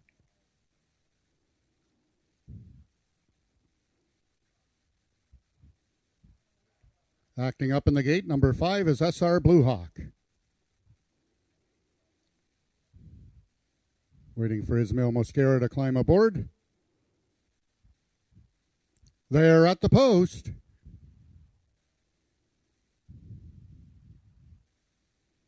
And they're off.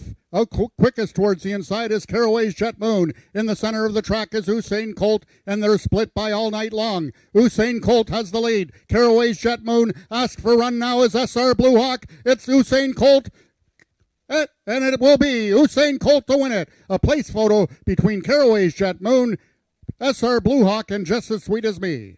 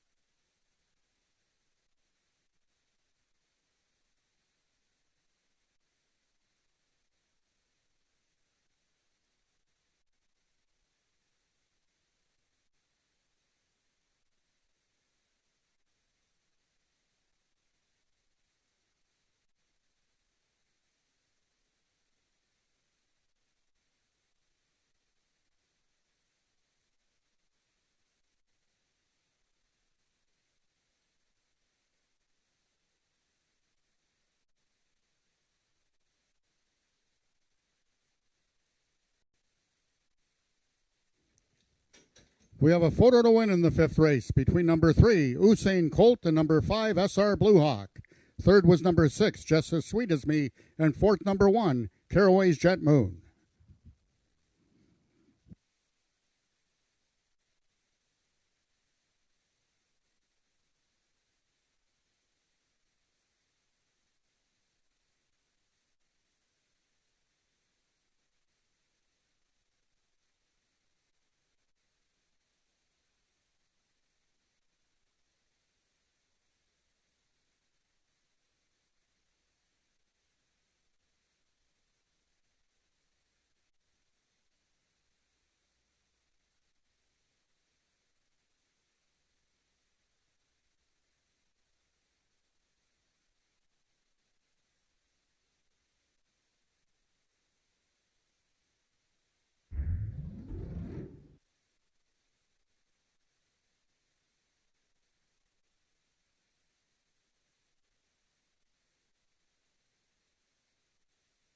In the win photograph, it was number 3, Usain Colt, getting the victory over number 5, SR Blue Hawk.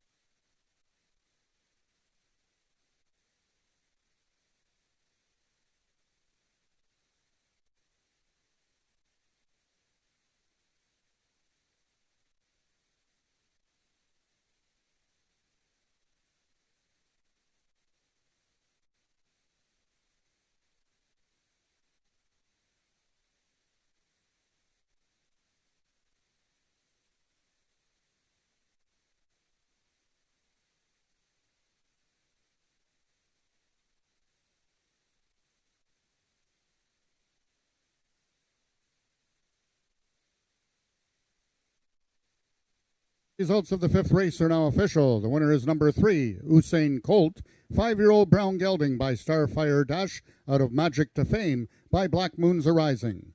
Foaled in Ontario by Four Leaf Racing, Usain Colt is owned by the partnership of Colleen McCracken and Scott Reed, trained by Scott Reed, and ridden to victory by jockey Carly Furlonger. Usain Colt winning the distance with a time of 15.913 seconds, carrying a speed index of 77. Rechecking from top to bottom, order of finish in your program should read 451-623. Those are the total results of the fifth race. In this upcoming sixth race, the following overweights: number 1, CC Senator Page, 4 pounds over. Number 2, Volita, 1 pound over. Number 3, She's a Flyin' Bach, 5 pounds over. And number 4, Lethal Assault, 1 pound over.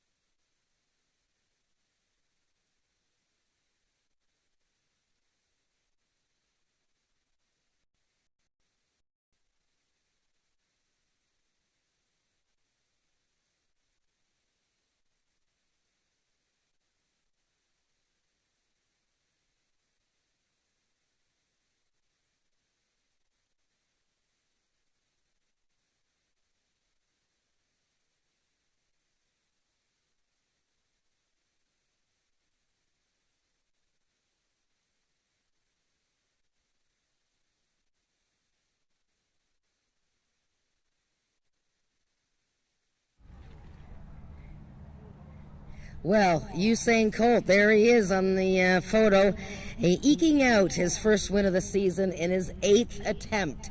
So that's 2 horses we've had win today that haven't won in a little bit of time. Congratulations to Scott Reed, owner-trainer, and co-owner with Colleen McCracken. Hello, Colleen, if you're watching. Bred by Four Leaf Racing in Ontario and ridden by Carly Furlonger, who, of course, we know won her first triple of races recently here and now back in the winner's circle. Okay, Carly, I have picked this horse a bunch of times this year. I know we started the season racing against tough company, but what is the key to him winning today? What did you do differently? Did you sing him a song, or what happened? No, I'm not sure. He did get some class relief, dropped into the 80, which he fits much better. And 300 yards is even a little bit long for him, and they almost caught us. But he was very focused today, and there was a bunch of nonsense going on around him in the gate, and he just stayed focused with his head in the V. He broke on top, and he runs his best races when he breaks on top. Ah, okay. Well, that's the key. Yeah, you said that you thought maybe they had caught you, but again, once we had another close finish there, but it was good to see him, though, and it's good for his confidence to get a victory, and, you know, he'll get lots of pats and snuggles tonight. Yeah, absolutely. I think this particular horse is now retiring, so he is going to be off to his next career shortly, and it was nice to see him go with the win. Very nice. Well, good luck, Usain Colt.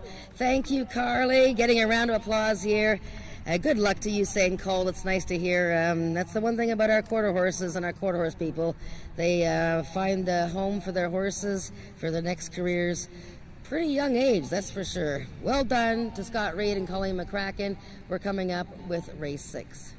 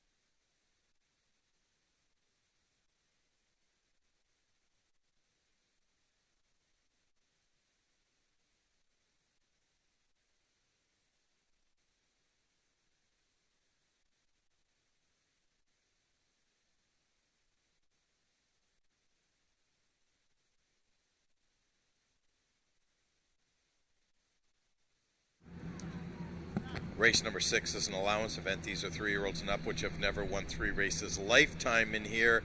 And Jen, I like the even number horses. 2, 4, and 6. You went with the 4. I went with the 4. Lethal Assault is our pick. Yes, and I don't think he's a cinch, but this is a nice prospect. He has won twice this season and won last time, coming out of one of the trials for the Peacock Derby, and won quite easily in the mud last time. And that was September 8th, and so he's been off for about 5 weeks. And so he's fresh for the leading trainer, Jason Pascoe. If he breaks sharp, I think he's the one to catch. Okay, what about the 6 horse? Candyland, coming out of the Michelle Woodley barn. You know, Michelle doesn't run a lot of horses, but when they do run, they usually come to play. Oh, absolutely. We were talking about that with her earlier, and it was nice that she joined us after she won the first race today. And yeah, Brian Bell got on her for the first time in her latest. And it's like you said, she had the rail post 3 times in her last 4 starts, but she made it count last time with that allowance win. And she might be even tougher from the outside post here, especially if she can sort of, see the horses to her inside that are challenging her for the lead. Okay, let's talk about a bit of a long shot in here. The 2 horse Volita is currently on the board at about 9-1, 15-1 in the program. She won her last race. This mare does have a lot of back class. Oh, she does, for sure. And she went out west for a while, where her owner, Isaac Fair, is from, and competed there this summer at Century Mile and Grand Prairie. But she returned to Craig Spada's barn this season and won last time with Corey Spatero riding. And I thought it was a pretty big effort, considering I, didn't pick her that day. But she was taking a bit of a class drop coming out of races against AJ Chicken 15. But she has had trouble with horses like Lethal Assault, and She's a Flying Bach, which she meets both of those here. Speaking of She's a Flying Bach, has raced very well the last 2 times, except last time had a bit of a problem, disqualified from 3rd and placed 5th. Probably needs a clearer run today, obviously. Yeah, but a 94 speed index for She's a Flying Bach. She has improved. She won easily in her season debut, and then, just learning the ropes and facing some tough company, but she has really improved. Just a little bit of a miscue last time when she raced. She came in and caused a little bit of interference. It wasn't anything major, but just, a slight shift coming down the stretch. So I think she's definitely one to consider. I think I picked her... Oh, no, I didn't pick her anywhere. There you go. But I think she's one to consider for trifectas. Good-looking gray mare. The 1 horse, CC Senator Page, Ismael Mascara on the saddle. He rode this horse a few starts ago, reunited with her today. Yeah, and if you're following along with what kind of horses are winning today, and I was playing this angle at Woodbine in the fall for many years, horses that have run a bunch of times and then taking a bit of a class drop or just finally breaking through. So we've had horses win today that haven't won all season or for more than one season, and that's the case with this mare, this filly, who has run really well for a lot of her races. She comes out of a race that went in 102 speed index. So, she was in a tough spot. Carneros was second. So I think going back to her race 3 starts ago is the one that you should judge her on when she ran an 88. So she figures. And the last horse in the field is the 5 horse Blue Eyed Merlin. Tony Phillips riding for Barry Wood. Not a great year for this barn. Well, they have a smaller number of horses than they did last year. They're got some plans in the works. They've had a lot of foals, and so they're rebuilding or recalibrating their stable. This is a nice horse, Blue-Eyed Merlin. I thought he had a good rally in his most recent race. A couple of fillies ahead of him at the finish. That was an Ontario Sired event, so these are going to be a little bit tougher, but I would work him into top 3 wagers. Okay, there's about 6 minutes to race number 6. Both Jen and I will be with you for the run-up to this race. Good luck with your wagering.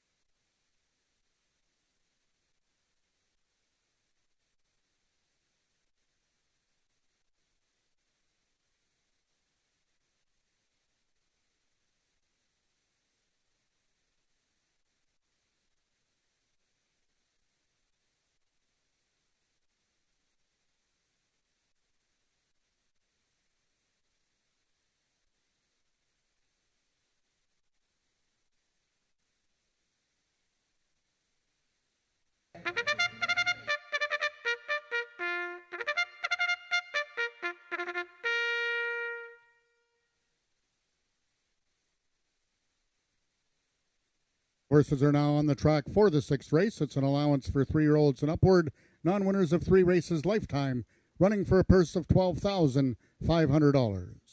Number 1, CC Senator Page, owned by Emily Obu, and ridden today by jockey Ismael Mosquera. Number 2 is Volita, owned by Isaac Fair, Corey Spataro in the saddle. Number 3, She's a Flyin' Bach, owned by the partnership of Sam and Mitch Manuel, ridden today by jockey Rachel Isaacs. Number 4 is Lethal Assault, owned by Brianne Shepard, the mount to Ricardo Moreno. Number 5 is James Bogart's Blue-Eyed Merlin, the mount to Tony Phillips.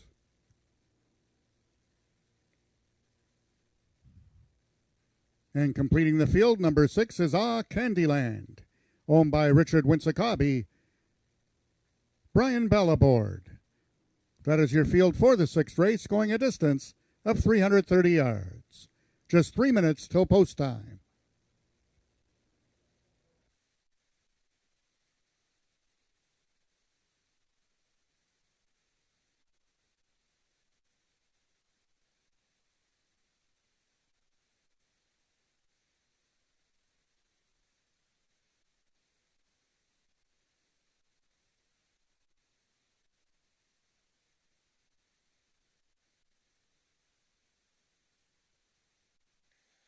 Okay, Jen, there's 2 minutes to go to race number 6 here at Ajax Downs. 330 yards the distance. Was anyone misbehaving out there, or did anyone stand out at all?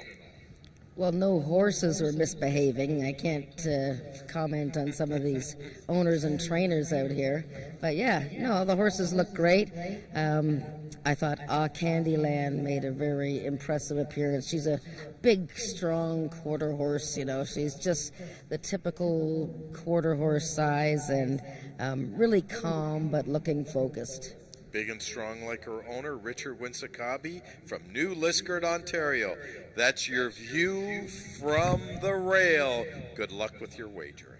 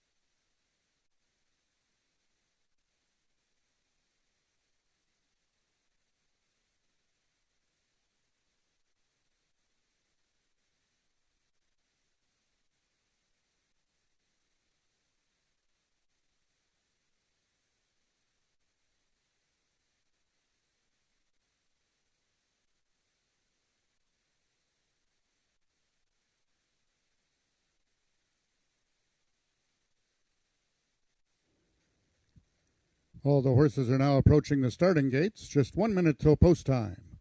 They'll be loading shortly.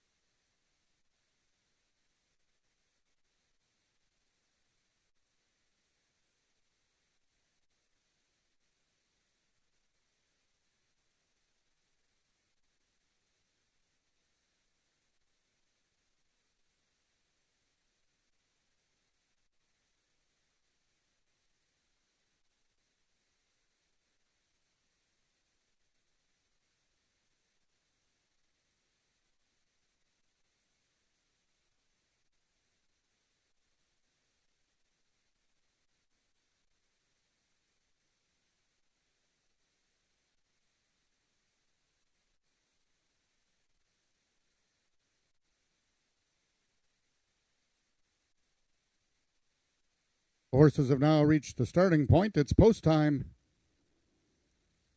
Number 1, CC Senator Page is in. 1 of 2 in the field for Jason Pasco. 2 is Volita. Number 4, Lethal Assault, the other by Jason Pasco, is in. She's a Flying Bach, goes in for Carol McIntyre, trying to win her second race on the day. The lone gray in this field. Candyland from the outside, trying to give Michelle Woodley her second win on the card. Waiting on the last horse, number 5, currently the longest shot on the board at 40-1, is Blue Eyed Merlin.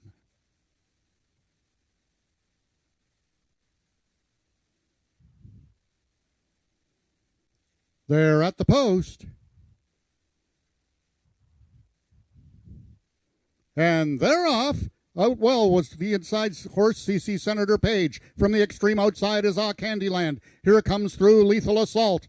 CC Senator Page, Volita, Lethal Assault, and Candyland. Candyland is going to give Richard Winsakabi and Michelle Woodley their second winner on the card. Lethal Assault was second, and CC Senator Page completes the triactor. Race 6 unofficial, 6-4-1.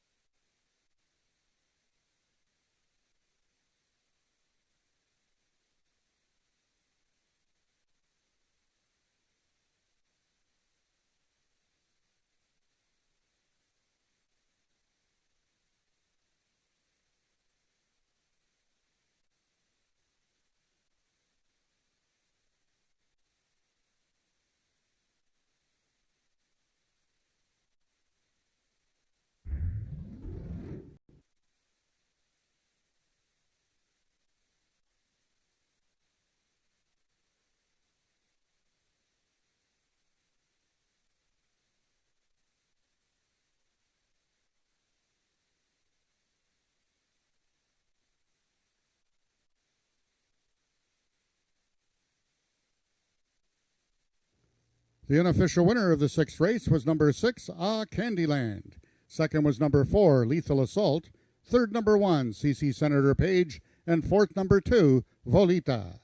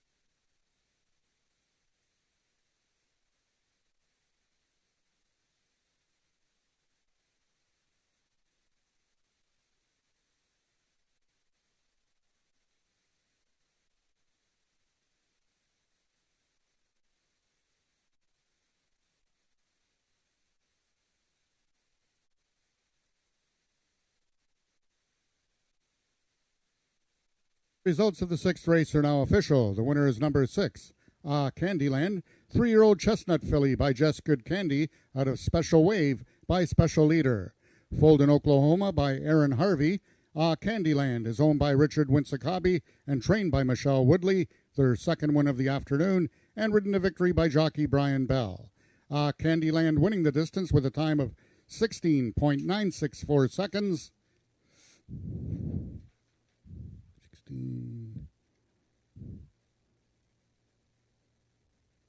Which is a speed index of 93. Rechecking from top to bottom, order of finish in your program should read 345-261. Those are the total results of the 6th race. In this upcoming 7th race, the following overweights. Number 3, Chicks Dig My Money Bags, 6 pounds over. Both number 5, Just a Train Y'all, and number 6, Carneros, 1 pound over. Race 7 is Race A of the late pick 4.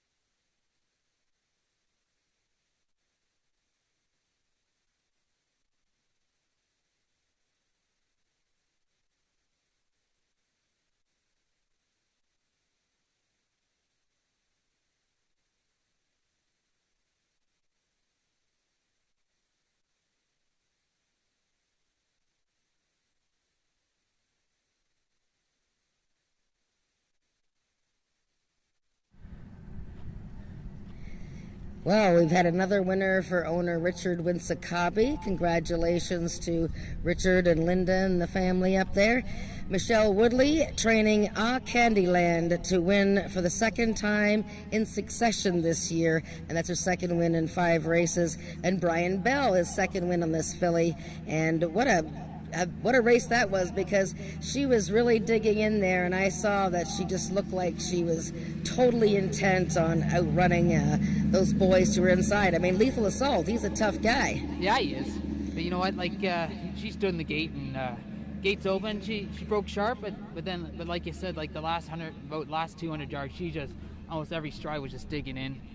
She ran really well. Yeah, and it's fun today because I think every race has been won by a different rider. So I've interviewed like all kinds of different people today, and Michelle's won 2 races. Corey rode one of them, and you rode this filly. So we're spreading the money around nicely. Yeah, it's kind of good instead of one person winning them all. But then you'd like to win the rest of the races that you're in today. Of course I do. Well, that's great. Well, I mean, riding for Mr. Winsakabi and Michelle Woodley, stranger, obviously, to Mr. Winsakabi and Michelle and John, so it must be satisfying to get this filly to win 2 in a row. Oh, it is, and like John and Michelle, they do the greatest job I've seen. Great horse people, and when they come to the races, they're usually up there, and you know what, but they do their homework. Yep, for sure. Congratulations, Brian. Well done. Good luck the rest of the way today. We've got some exciting races still to come. Yeah. I'm waiting for the 110. The 110. I'm really high on the 110, especially with the Dashing Sugar Man horse. And good. If he can get the break, I think hopefully, knock on wood, it's been his 3rd or 4th attempt at this. Yeah, and about exactly. 3 seconds in. I showed Sugar Man's Delight's race at 110 from last year earlier today, and he's in great form too. Yeah, so that's my other high hope. I hope, and we'll go from there. Very good. Well, good luck, Brian. Congratulations to Michelle Woodley and Richard Winsakabi, and congratulations to Candyland, who won again, and we have race 7 coming up. All right, thank you.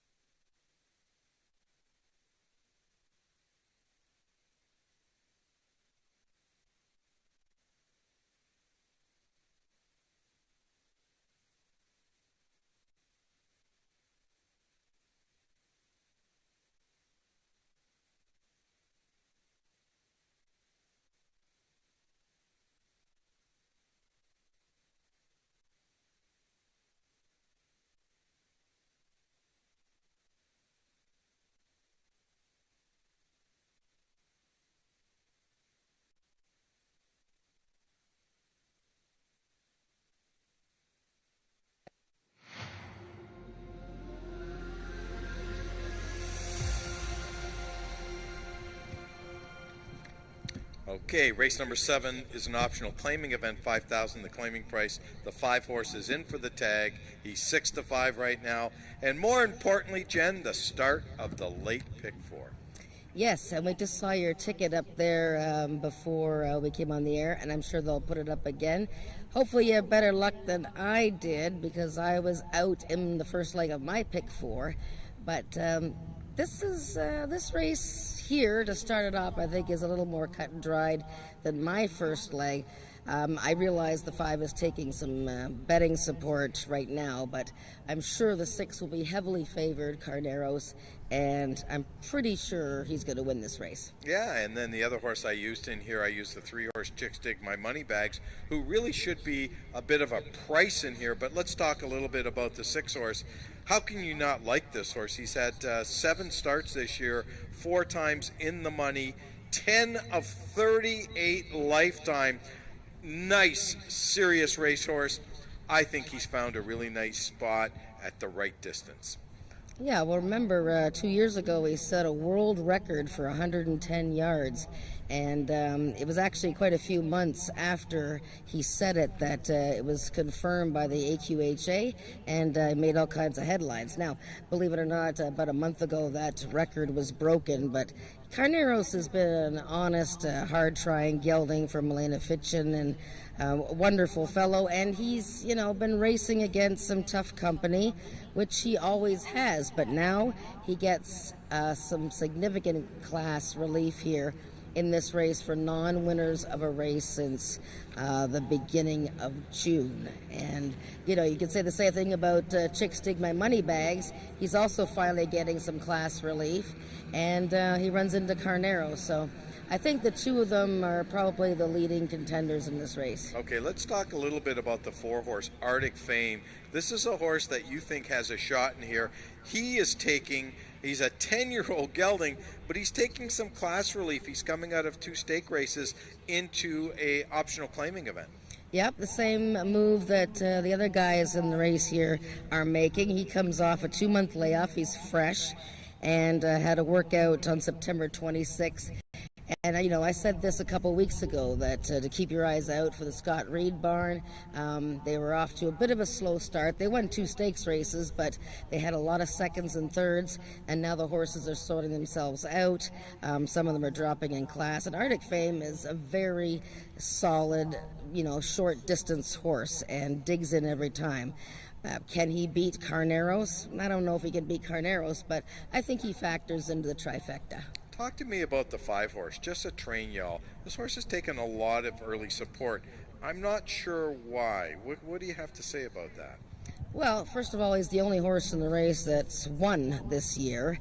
And, of course, we were making fun of him for a while there because he had those 6 straight second-place finishes in a row. I mean, the horse has ability. He was up to 87, 86 speed indexes, and finally won his maiden, and then finished second in a very good race last time. I mean, we've seen some horses come out of this I Am the Eagle event to fare well. Now, I mean, the fact that he's running for a claiming tag, that might interest some people. Craig Spada, 16 wins this season. He's 1 win off of setting a personal best for most wins for him in a season. And he's got a lot of followers, and you'll notice that most of the time his horses take quite a bit of betting support.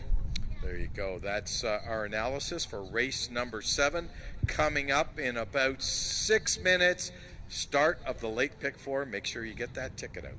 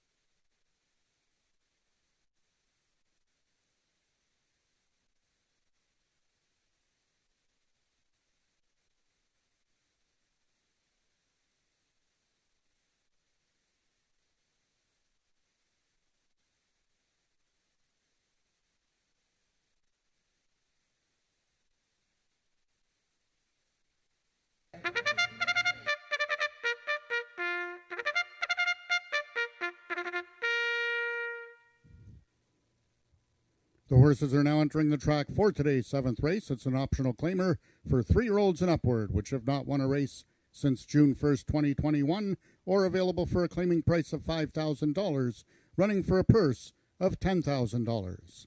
Number 1, Zox to Be You, owned by Steve Hunter and ridden by Norman D'Souza. Number 2 is Not Whistlin' Dixie, owned by Amanda McCormick, Tony Phillips in the saddle. Number 3 is Chicks Dig My Money Bags, owned by Ruth Barber and ridden today by jockey Brian Bell. Number 4 is George Coleman's Arctic Fame, Carly Furlonger aboard. Number 5, Jessa Train Y'all, owned by Craig Spada and ridden by Corey Spataro. And completing the field, number 6 is Carneros, owned by Malena Fitchin and ridden today by jockey Ricardo Moreno. That is your field for the 7th race, going a distance of 250 yards. 3 minutes till post time. Race 7 is race A of the late pick 4.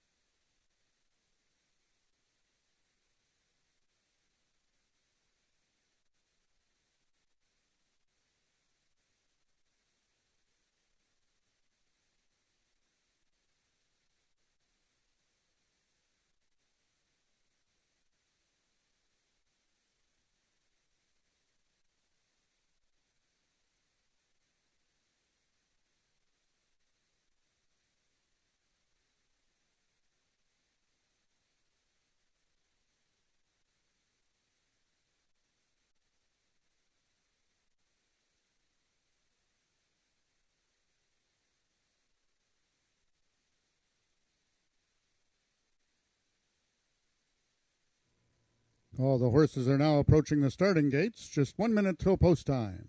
They'll be loading shortly.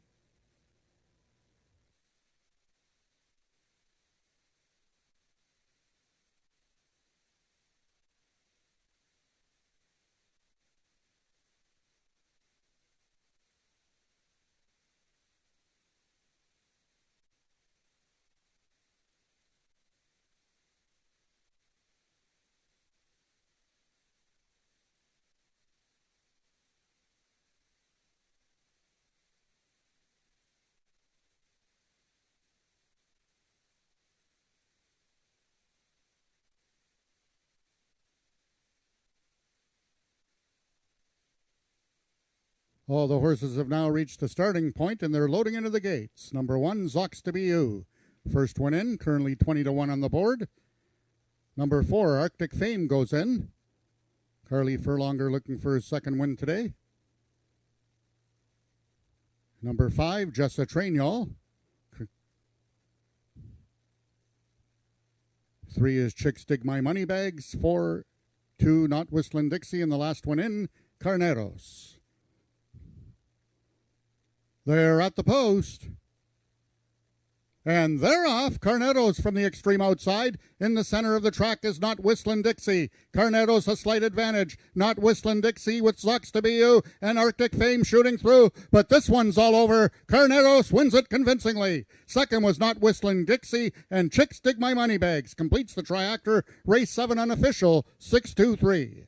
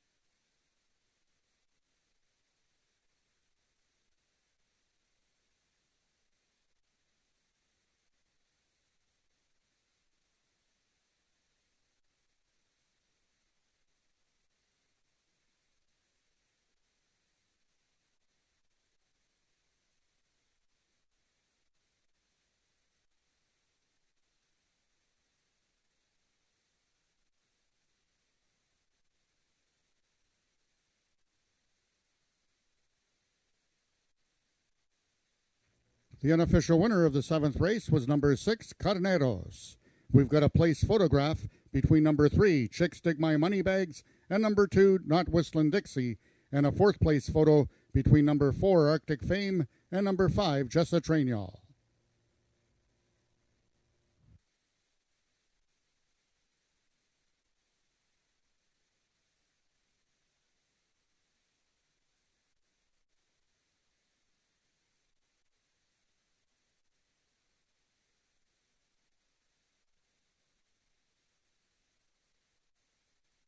The place photo, it was number 3, Chicks Dig My Money Bags, getting second over number 2, Not Whistling Dixie. And in the 4th place photo, it was number 4, Arctic Fame.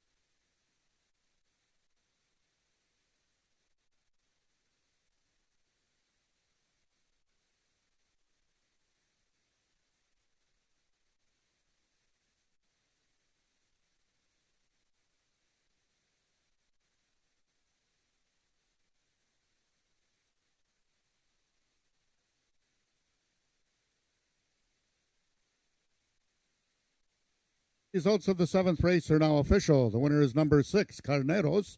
6-year-old brown gelding by Prospect to the Top out of Cake Bread and Thou by Valiant Hero. Foaled in Oklahoma by Stone Chase Stables LLC. Carneros is owned by leading owner Milena Fitchin and leading trainer Jason Pasco and ridden to victory by jockey Ricardo Moreno. Carneros winning the distance with a time of 13.148 seconds, carrying a speed index of 101.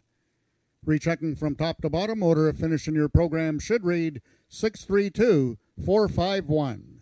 Those are the total results of the seventh race. In this upcoming eighth race, the Gridiron Gallop, the following overweights: number 1, Sugarman's Delight, 6 pounds over. Number 2, Perry Funny Stephen, 1 pound over. Number 3, This Chick Rules, 5 pounds over. Number 4, AJ Chicken 15, 1 pound over. Number 6, Maryland Magic, 4 pounds over. And number 7, The Kingsman, 1 pound over. Race 8 is Race A of the late pick 3.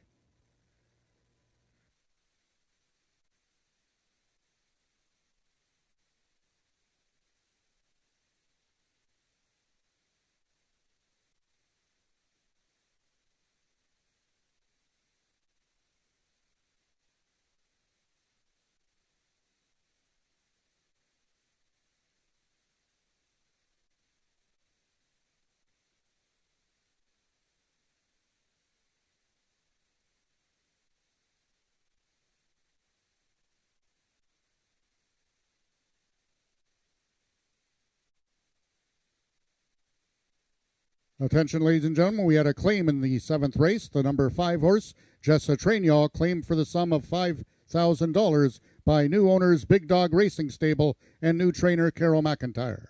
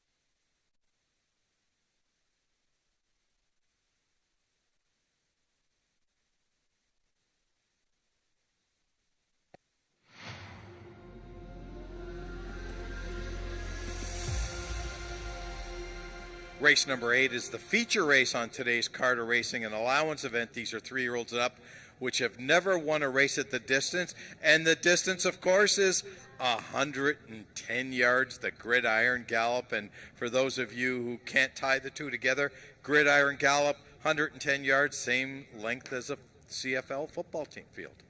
That's right. And horses that have never won the distance. So we've had horses in this race that have tried 110 yards and come close. I find this race fascinating because we have some of the best older handicap horses on the grounds. Feisty Icon, our horse of the year from last year, is going to try 110 yards, and he's coming off 400-yard races. He draws the outside post right now. The fans are in love with Feisty Icon, and I mean, you love the horse every time he runs because he's such a hard trier, but boy, this is something different. And now we have the 6-horse Maryland Magic. There he is right there. For the Pasco team, and he's a stakes winner this season, been racing in the sprint series and the distance series, and he's also coming off a longer race, 440 yards, so he's cutting back like, what, 75% in distance. Wow. 8-horse right now, Feisty Icon, taking all the early money.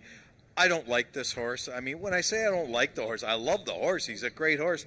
110 yards, I mean, I don't know. I mean, I don't think this horse gets warmed up going 110 yards, and he's got the outside post. So what normally happens with outside post horses? They usually tend to break to the outside. So he's a horse I'd really want to bet against at this price, Jennifer.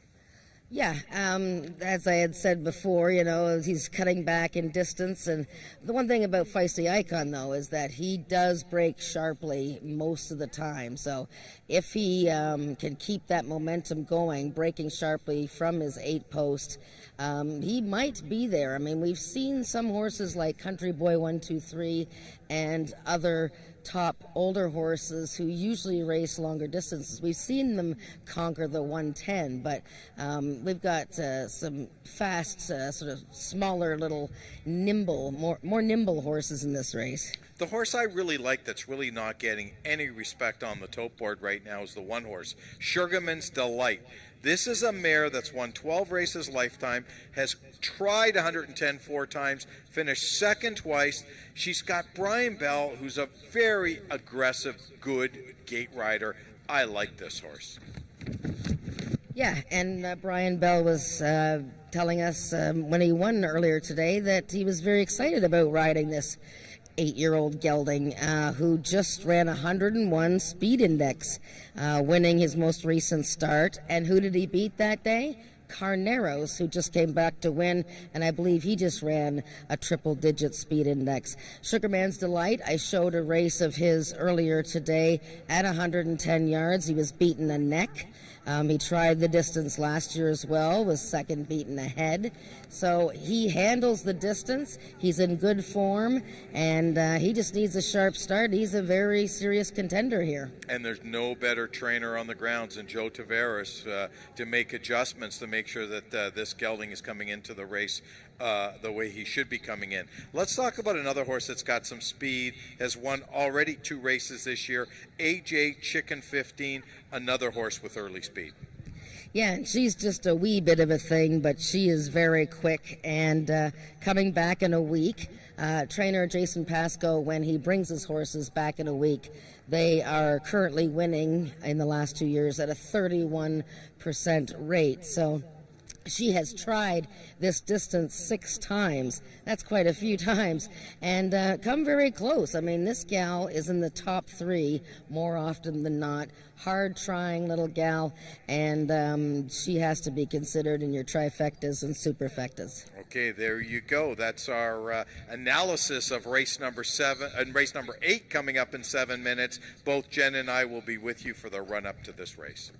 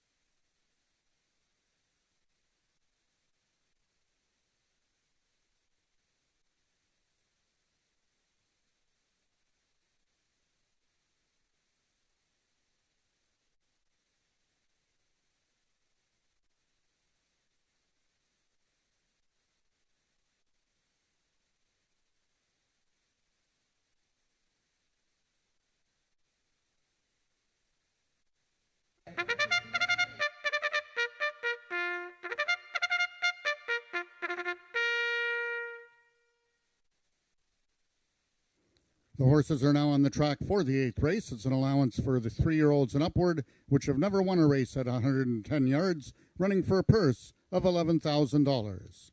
Number 1, Sugarman's Delight, owned by Christine Tavares. Brian Bell in the saddle. Number 2 is Perry Funny Stephen, also owned by Christine Tavares and ridden today by jockey Corey Spataro. Number 3 is This Chick Rules, owned by Lisa Calvoda, Rachel Isaacs in the irons. Number 4 is AJ Chicken 15, owned by Milena Fitchin and ridden by jockey Ricardo Moreno. Number 5 is Silken Siri, owned by the partnership of Eric and Joyce Lettinen and ridden by jockey Carly Furlonger. Number 6 is Maryland Magic, owned by Milena Fitchin, the mount to Ismael Mosquera. Number 7 is the First Line Racing Syndicate's The Kingsman, ridden today by jockey Ramiro Sanchez Castillo. And completing the field, number 8 is Feisty Icon, owned by Rick Kennedy and ridden by Tony Phillips. That is the field for the 8th race, going a distance of 110 yards. 4 minutes till post time. Race 8 is race A of the late pick 3.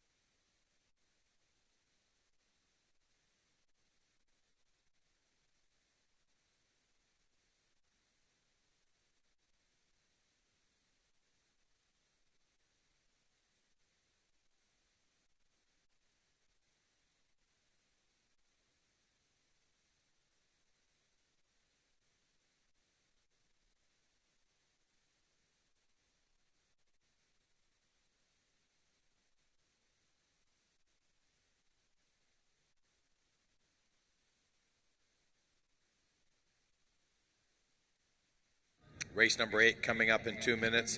Jen, this race is going to take less than 7 seconds. I'm going to guess 6.8. We got some fast horses in here. I see the board is now tilted to Maryland Magic. What do you think? Yeah, everybody's pretty pumped up here. The 4-horse, AJ Chicken 15, she was pretty feisty coming out of the walking ring, and Ricardo Moreno actually fell off, and he has gotten back on now, so he's okay. I thought the 1-horse, Sugarman's Delight, is very sharp looking. The 7, the Kingsman, is on his toes. And, of course, Maryland Magic looks good pretty much every time he comes on the track. That's the word from the keen eye of Jennifer Morrison, Ajax own. Good luck with your wagering, race number 8.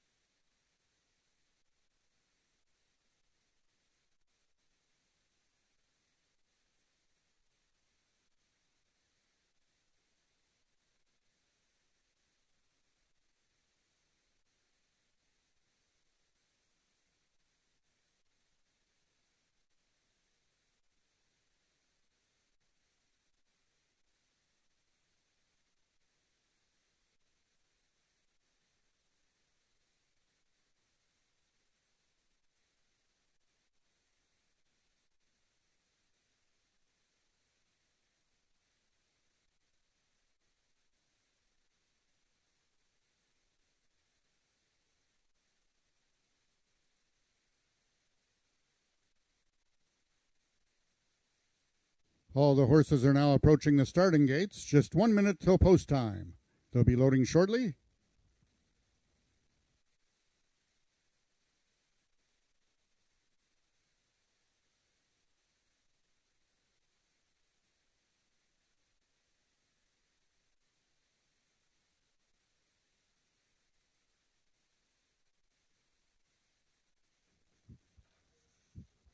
Just a reminder that next Wednesday, live racing resumes here at AjaxDowns, and 3 of the biggest stake races will be run on that card: the Ontario Sires Stakes Derby, the Alex Peikoff Memorial Futurity, and the Alex Peikoff Championship.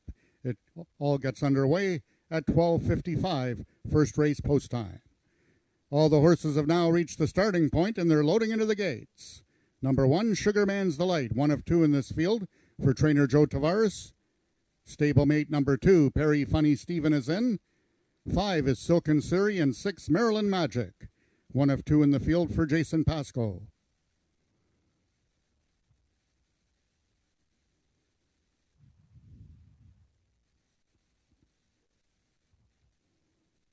Number 7, the Kingsman, goes in. Number 3, This Chick Rules. 2 left to load. They are number 4, AJ Chicken 15, and number 8, Feisty Icon. Feisty Icon is in, so the last one in will be number 4, AJ Chicken 15. Gate is open on the number 5 horse, Silken Siri.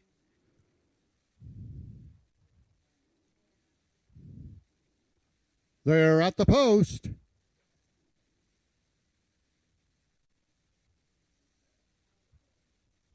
And they're off. Out quickly in the center was AJ Chicken 15. Feisty Icon on the extreme outside. Sugarman's Delight on the inside. It's tight. Maryland Magic may have gotten up. 3 horses in a win photo. Sugarman's Delight, Maryland Magic, and Feisty Icon.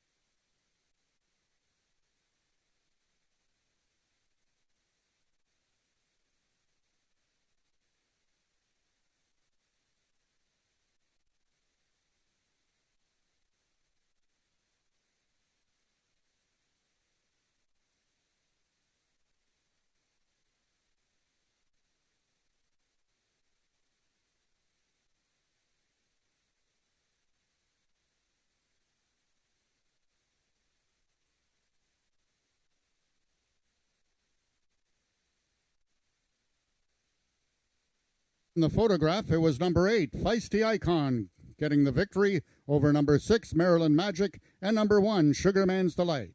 4th was number 4, AJ Chicken 15.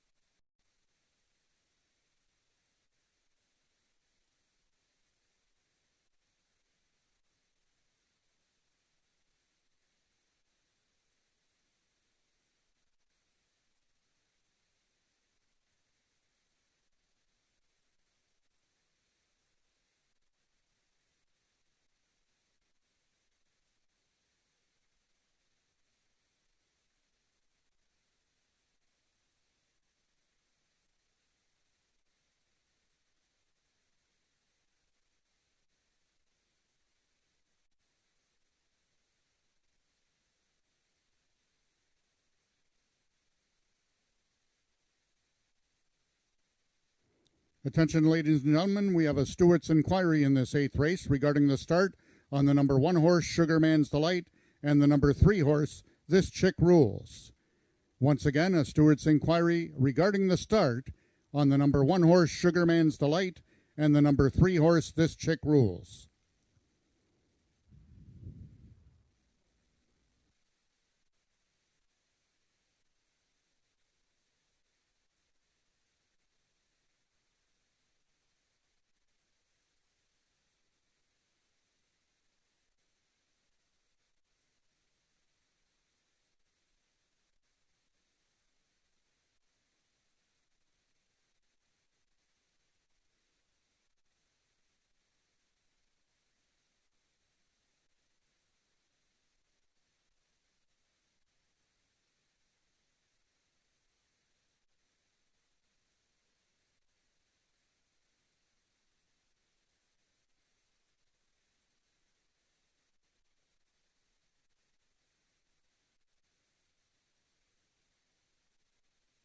So, ladies and gentlemen, we have a jockey's objection in this 8th race. The rider of number 3, This Chick Rules, Rachel Isaacs, has lodged a claim of foul against number 4, AJ Chicken 15, your unofficial 4th place finisher. Hold on to all tickets, please. The 8th race is under review by the stewards.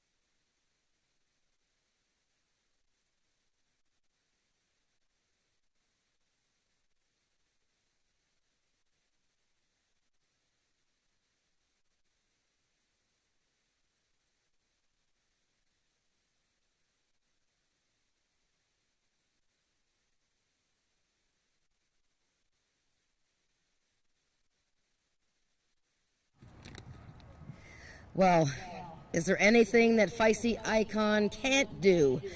He just tried 110 yards for the first time, and he won. Congratulations to Rick Kennedy, owner and trainer of the 9-year-old gelding, Ontario bred by Sugarman Perry, bred by Peacock Cattle Company, ridden by Tony Phillips and TP. This guy just never ages. That's his 22nd career win.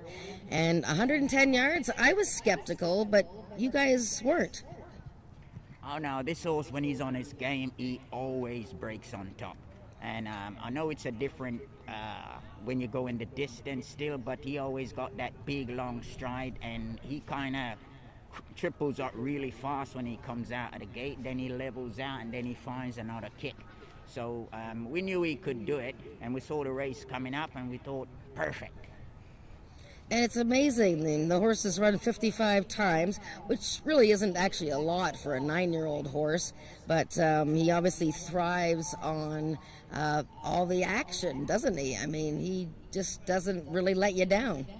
No, as I said, these the Sugarman Perry, that stud there, he always produces really good babies, and they always got very level heads on them, and they're stone cold runners. And they last a long time, like longevity. And he went from 0 to 64 kilometers an hour, I am told, in that race. The girls had the radar gun on him. Ooh, what was the time? What was the time? I don't know. We went well, 99 64 speed is index. good enough for me. Yeah, 64 kilometers an hour from well, 0. let's Feisty microphone with TP on the microphone. And as usual, Rick Kennedy, he's got the recipe, I've got the remedy. So he sent for me, TP. The combination is deadly. There you go. Well done, TP, and well done, 9-year-old Feisty Icon. Incredible horse. Great race there. Maryland Magic second and Sugarman's Delight third. We're waiting. The official sign's up. Ladies and gentlemen, the claim of foul 3-4 has been disallowed, and no change in the order of finish after the stewart's inquiry. It will become official. The numbers on the board, 8-6-1-4. Race 8 is now official. The winner was number 8, Feisty Icon. 9-year-old Sorrel Gelding by Sugarman Perry out of Feisty Spirit by Special Effort. Bred in Ontario by the Peacock Cattle Company, Feisty Icon is owned and trained by Rick Kennedy and ridden to victory by jockey Tony Phillips, his second winner on the card.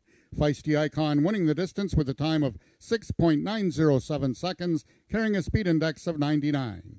Rechecking from top to bottom, order of finish in your program should read 378-462-51. Those are the total results of the 8th race. In this upcoming 9th race, just the following overweights. Both number 3, Jazz Steppin', and number 4, Hours to Fly, 5 pounds over. And number 5, Signature Eyes, 6 pounds over. Race 9 is the first half of the late daily double.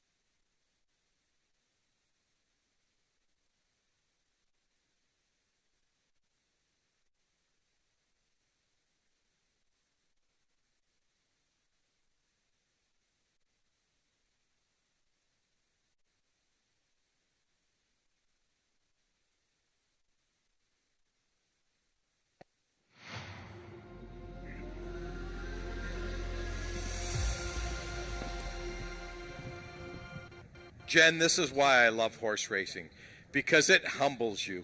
I mean, Feisty Icon, I gave zero chance to. Zero. As a matter of fact, I questioned Rick Kennedy for running the horse, and I was wrong, dead wrong. I'm humbled. Rick, you're the man, okay? Let's move on, though. There's always another race. Race number 9 coming up. These are Ontario-bred maidens, 3-year-olds and up, 250 yards, and gonna go out on the limb again. The 6 horse taking all the money. I don't like this horse at all. I like the 3. Jazz Steppen in here. Yeah, I think Jazz Steppen is the most likely winner here. 5-year-old mare. And she has been racing against some winners. I mean, she's been racing in the lower level speed index races for her last 4 starts. And, you know, sometimes those races can be easier than maiden events. But 2 very close finishes, and 2 weeks ago she was in a really good duel to the wire with Jumpin' Bojangles, who was winning for the 2nd straight time. So 81 speed index. Jazz Steppen doesn't have to run an 81 to win this race, I don't think. And she's going to be heavily favored, I think, by post time. Yeah, I'll even go out and say, you know what, if she doesn't win in here, she's never going to get my money again. She looks like a standout in this race. Let's talk a little bit about the 1 horse, Precious Memories. Tony Phillips looking for back-to-back winners from this horse coming out of the Barry Wood barn. Yeah, and she's actually, I liked her last race. She had some time off after her 2nd career race, and so she returned on October 6th. Broke a bit slowly and then broke outward from the 2 post, so wasn't the smoothest of beginnings, but really worked hard to finish 3rd in that race.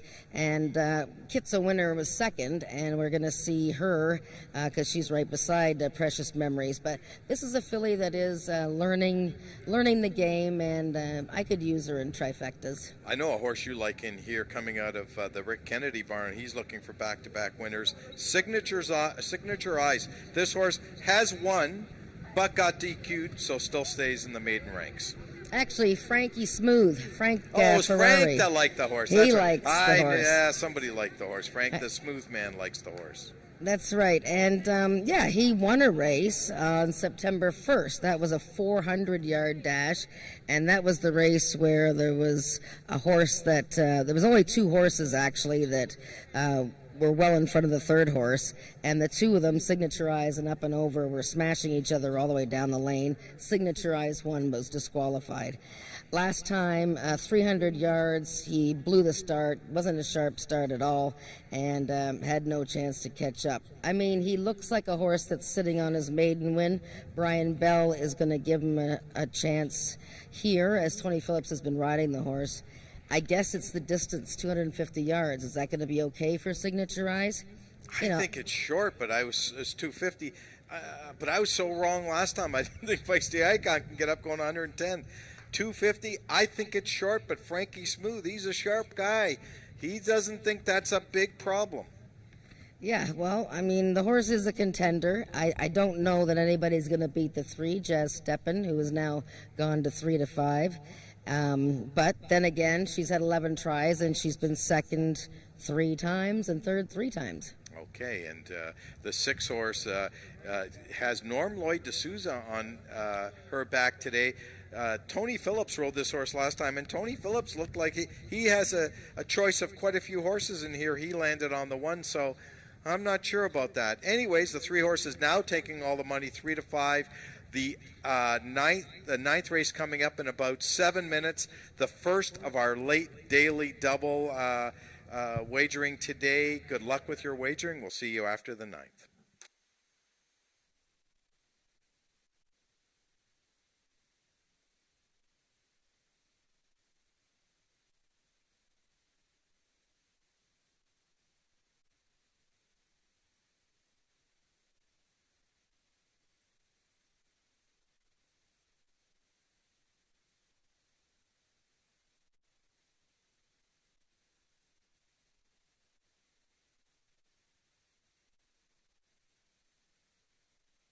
Attention, ladies and gentlemen, we're going to have a late rider change in the 10th and final race of the afternoon aboard the number 2 horse, Heavenly Fighter.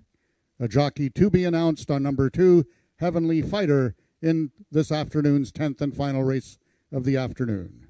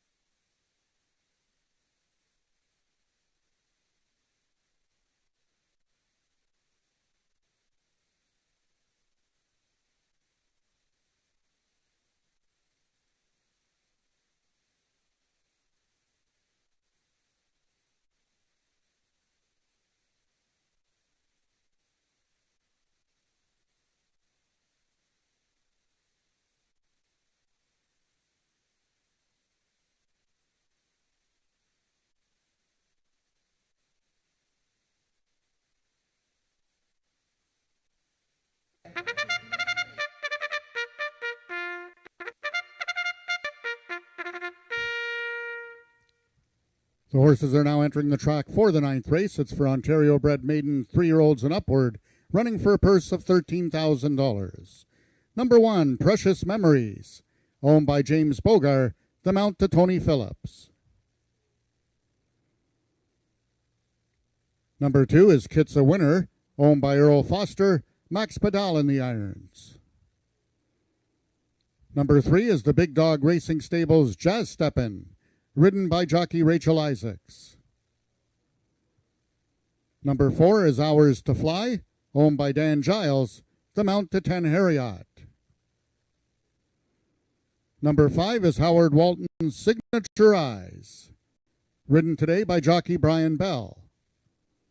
And completing the field, number 6 is Caraway's Jenny Lane, owned by the partnership of Wayne and Carol Proctor, and ridden by jockey Norman D'Souza. That is the field for the 9th race, going a distance of 250 yards. 4 minutes till post time. Race 9 is the first half of the late daily double.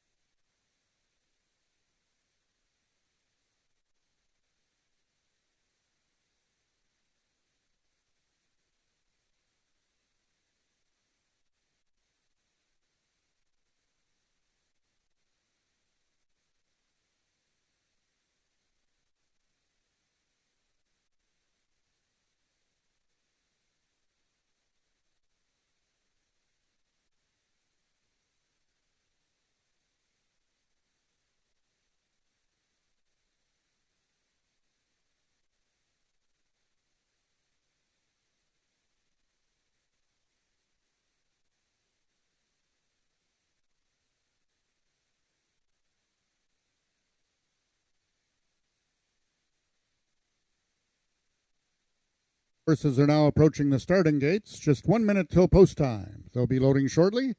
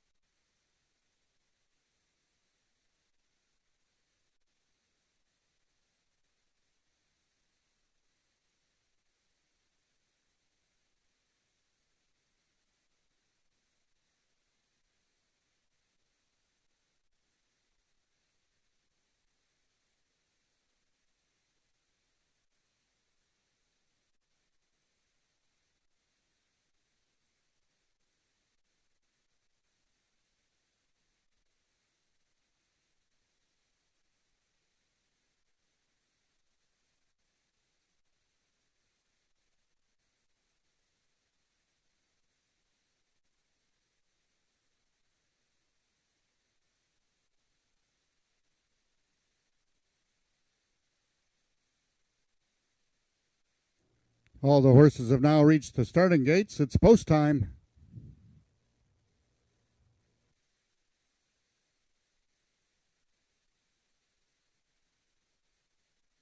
Entering the starting gates. Just 2 left to load. Last one from the outside is Caraway's Jenny Lane. And waiting on number 3, Jazz Steppen.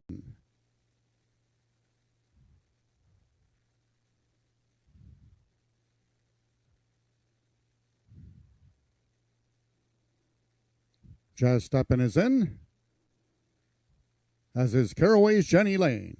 They're at the post. And they're off. Hung up at the start was Jazz Steppen. Out quickly is Kitsa Winner. Kitsa Winner leads it by 2. Towards the inside is Precious Memories. And out Max Badal trying to get Kitsa Winner home.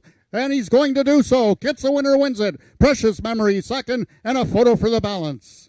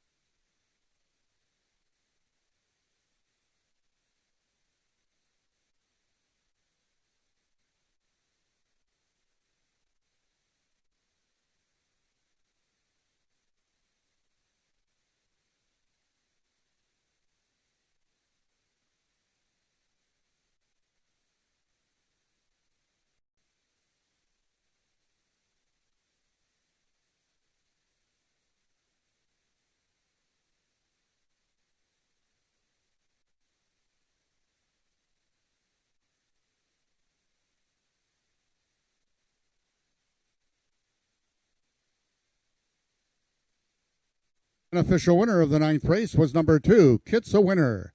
Second was number 1, Precious Memories. We've got a show photo between number 5, Signature Eyes, and number 3, Jazz Steppin'.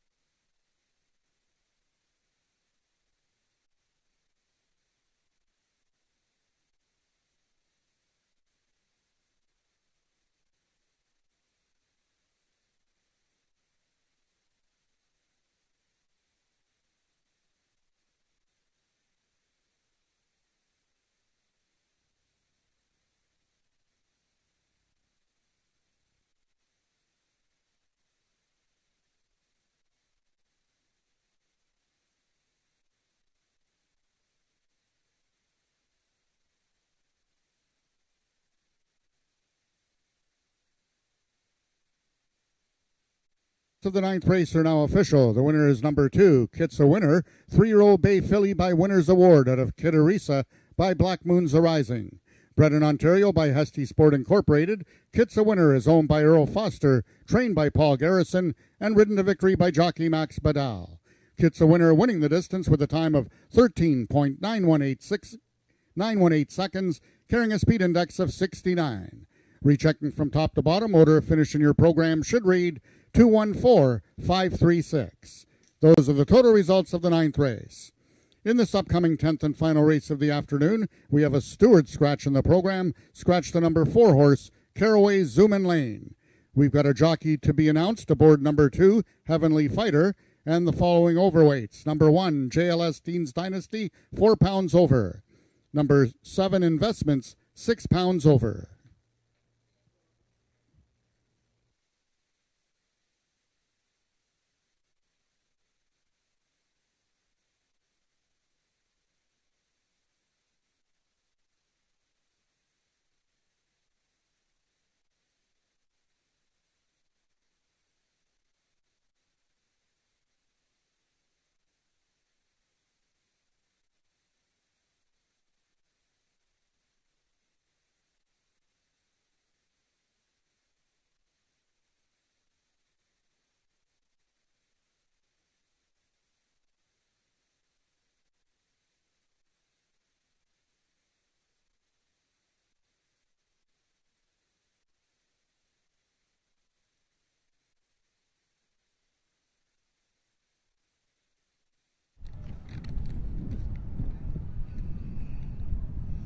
Well, Kit's a Winner was a winner of the ninth race for Paul Garrison, owner and trainer and jockey Max Badal. Congratulations to these guys.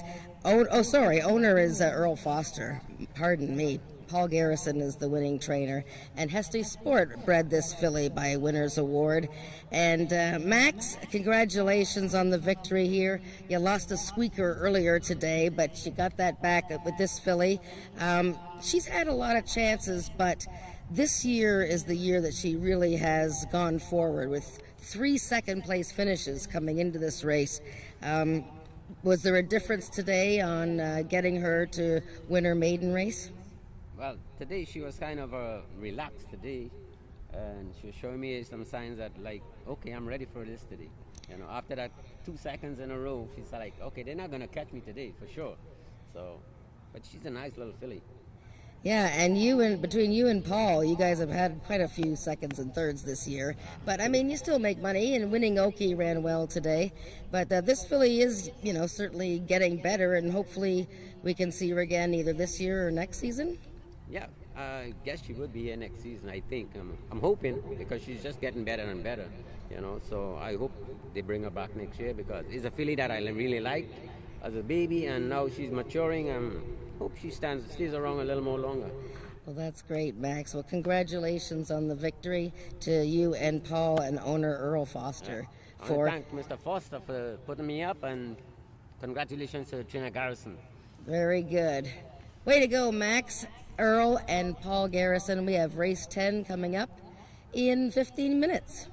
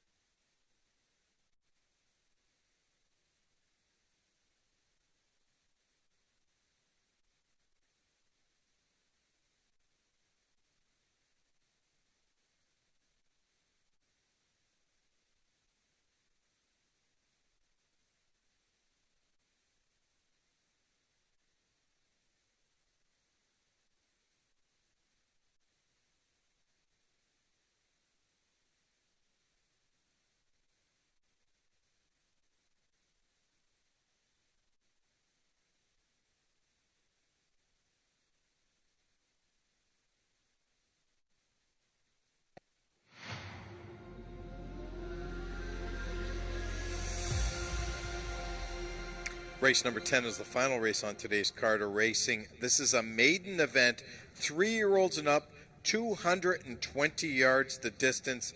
And right now, the one horse, JLS Dean's Dynasty, taking all the early money. Yeah, I would think so. I mean, she's got steady 70s in the speed index department. Actually qualified for the final, the Princess Derby, when she finished third at Just a Prima Donna. And since then has been in the speed index race, which was a tough event. And then last time back in maidens, just got beat a neck. So she shortens up in distance. She's going to need a sharp break, and she's going to have to get going. But she's one of the top contenders. Let's look at your selection in here, the 7-horse Investments. Brian Bell riding for Carol McIntyre. Carol didn't have a lot of luck in the last race. That horse just got a terrible start and really couldn't recover from that. I'm sure that Carol's looking for a better start with this horse. Yeah, and I like this horse. He came off a very long layoff on September 29th, and yes, he's had 12 attempts to win his maiden, but the return race was quite good. Second to Flybell Cartel, who came back and ran so well today, just missing by inches. So I think Investments, 5-year-old maiden, I mean, if they didn't think that this horse could win, they probably wouldn't be still racing him at the age of 5 after these many starts. So I like his chances. 6-horse Kiss My Crystals. Ramiro Sanchez Castillo riding for trainer Tom Dunlop. This is a horse that didn't race very well last time, but the start before in the slop did finish second. Yeah, no, forget about that last race. Really bad start, broke inward and lost all chance. So forget about that last race. And before that, she was second and third in a series of races, 2 of them speed indexes. Definitely the horse to beat, the 6-horse Kiss My Crystals. And the last horse I just want to mention in here is the 5-horse 'Cause I Can Jump. Cassandra Jeske riding for trainer Peggy Byrne. I hope this horse doesn't think about jumping today, but hopefully running and running straight. Yeah, and she finished just behind Investments in that maiden race on September 29th. And she's a half-sister to Jumpin' Bojangles, who you'll see in some of these horses' running lines. Horse that's won 2 races in a row. Just to note, the 2-horse, of course, has a rider change to Rachel Isaacs. Okay. That's our analysis for race number 10, the final race on today's card of racing. AjaxDowns will be open the next 2 Wednesdays until November the 3rd will be our closing day, 12:55 post time. Thanks for joining us and have a wonderful evening.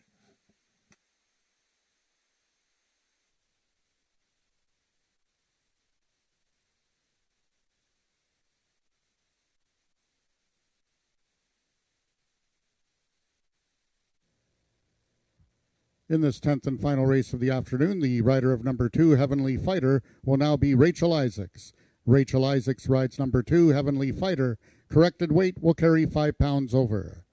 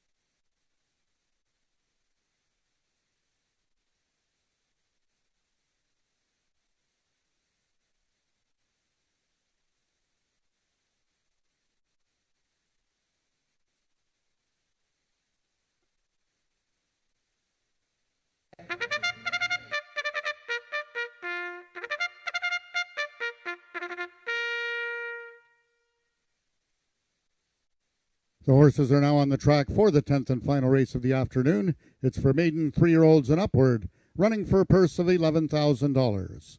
Number 1, JLS Dean's Dynasty, owned by the partnership of Marie Broadstock and Josie Pema, and ridden today by jockey Ismael Mosquera. Number 2 is Heavenly Fighter, owned by Brooke Sisson and ridden by Rachel Isaacs. Number 3 is SWM Blonde Hair Blue Eyes, owned by the partnership of Sean and Wendy Mack and ridden by jockey Max Padal. Scratch number 4, Caraway Zoomin' Lane. Number 5 is 'Cause I Can Jump, owned by the partnership of Nadia Marcoux and Robin Brownhill, Cassandra Jeske in the irons. Number 6 is Kiss My Crystals, owned by Rick Crispy and ridden by jockey Ramiro Sanchez Castillo. And completing the field, number 7 is the Big Dog Racing Stables Investments, ridden today by jockey Brian Bell. That is your field for the 10th race, going a distance of 220 yards. Just 2 minutes till post time.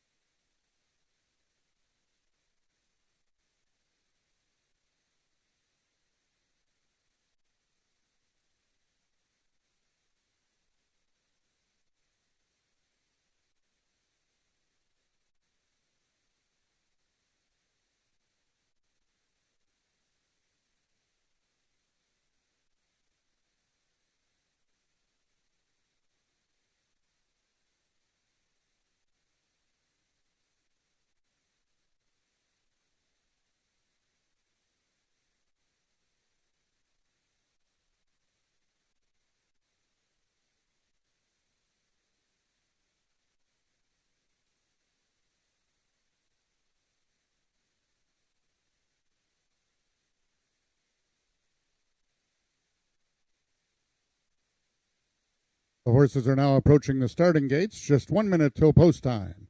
They'll be loading shortly.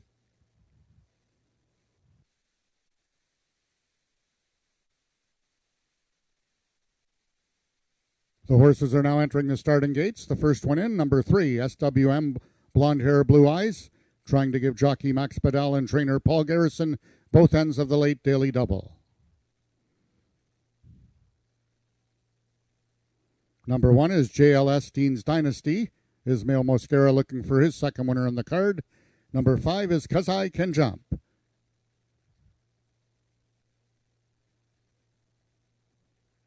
Number 2, Heavenly Fighter goes in. Rachel Isaacs aboard.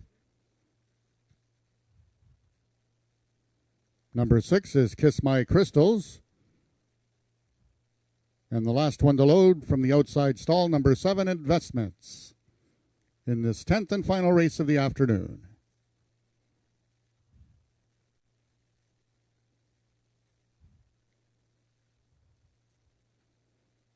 They're at the post, and they're off. Lunging at the start was Kiss My Crystals. Out quickly, JLS Dean's Dynasty. Coming through second is 'Cause I Can Jump, and from the outside is Investments, but it looks like JLS Dean's Dynasty is going to win the finale. 'Cause I Can Jump was second, and Investments completes the triactor. Race 10 unofficial, 157.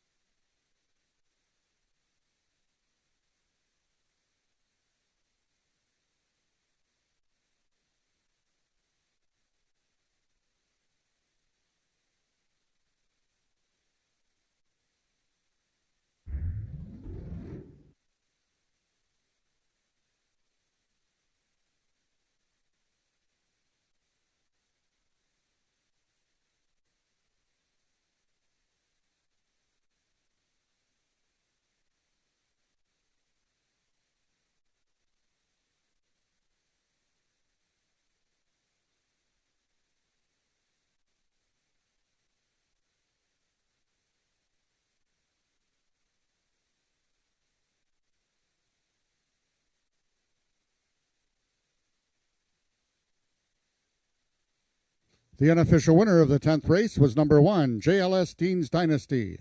Second was number 5, 'Cause I Can Jump. Third, number 7, Investments, and a photo for fourth between number 6, Kiss My Crystals, and number 2, Heavenly Fighter.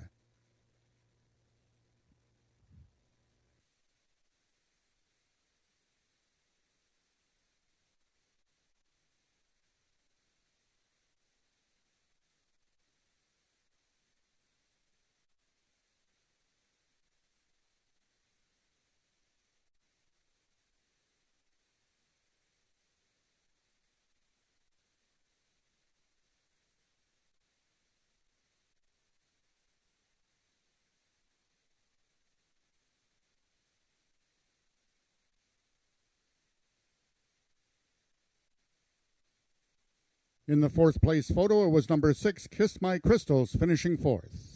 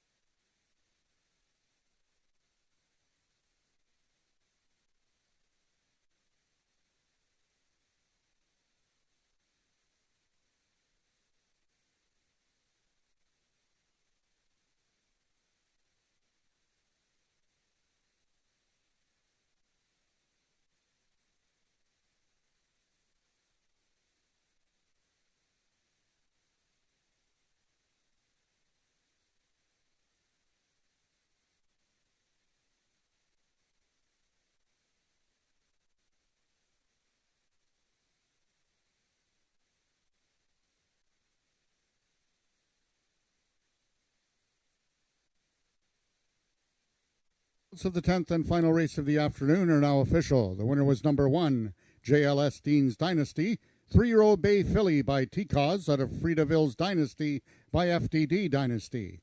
Foaled in Louisiana by JLS Speed Horse Ranch Inc., JLS Dean's Dynasty is owned by the partnership of Marie Broadstock and Josie Payma, trained by Bob Broadstock, and ridden to victory by jockey Ismail Mosquera, his second win of the afternoon. JLS Dean's Dynasty winning the distance with a time of 12.254 seconds, carrying a speed index of 84. Rechecking from top to bottom, order of finish in your program should read 156, Stewart Scratch 243. Those are the total results of the 10th race. Ladies and gentlemen, that concludes our day of live racing here at Ajax Downs. Until next Wednesday, with first race post time at 12:55. Until then, this is Frank Ferrari wishing everyone to stay safe.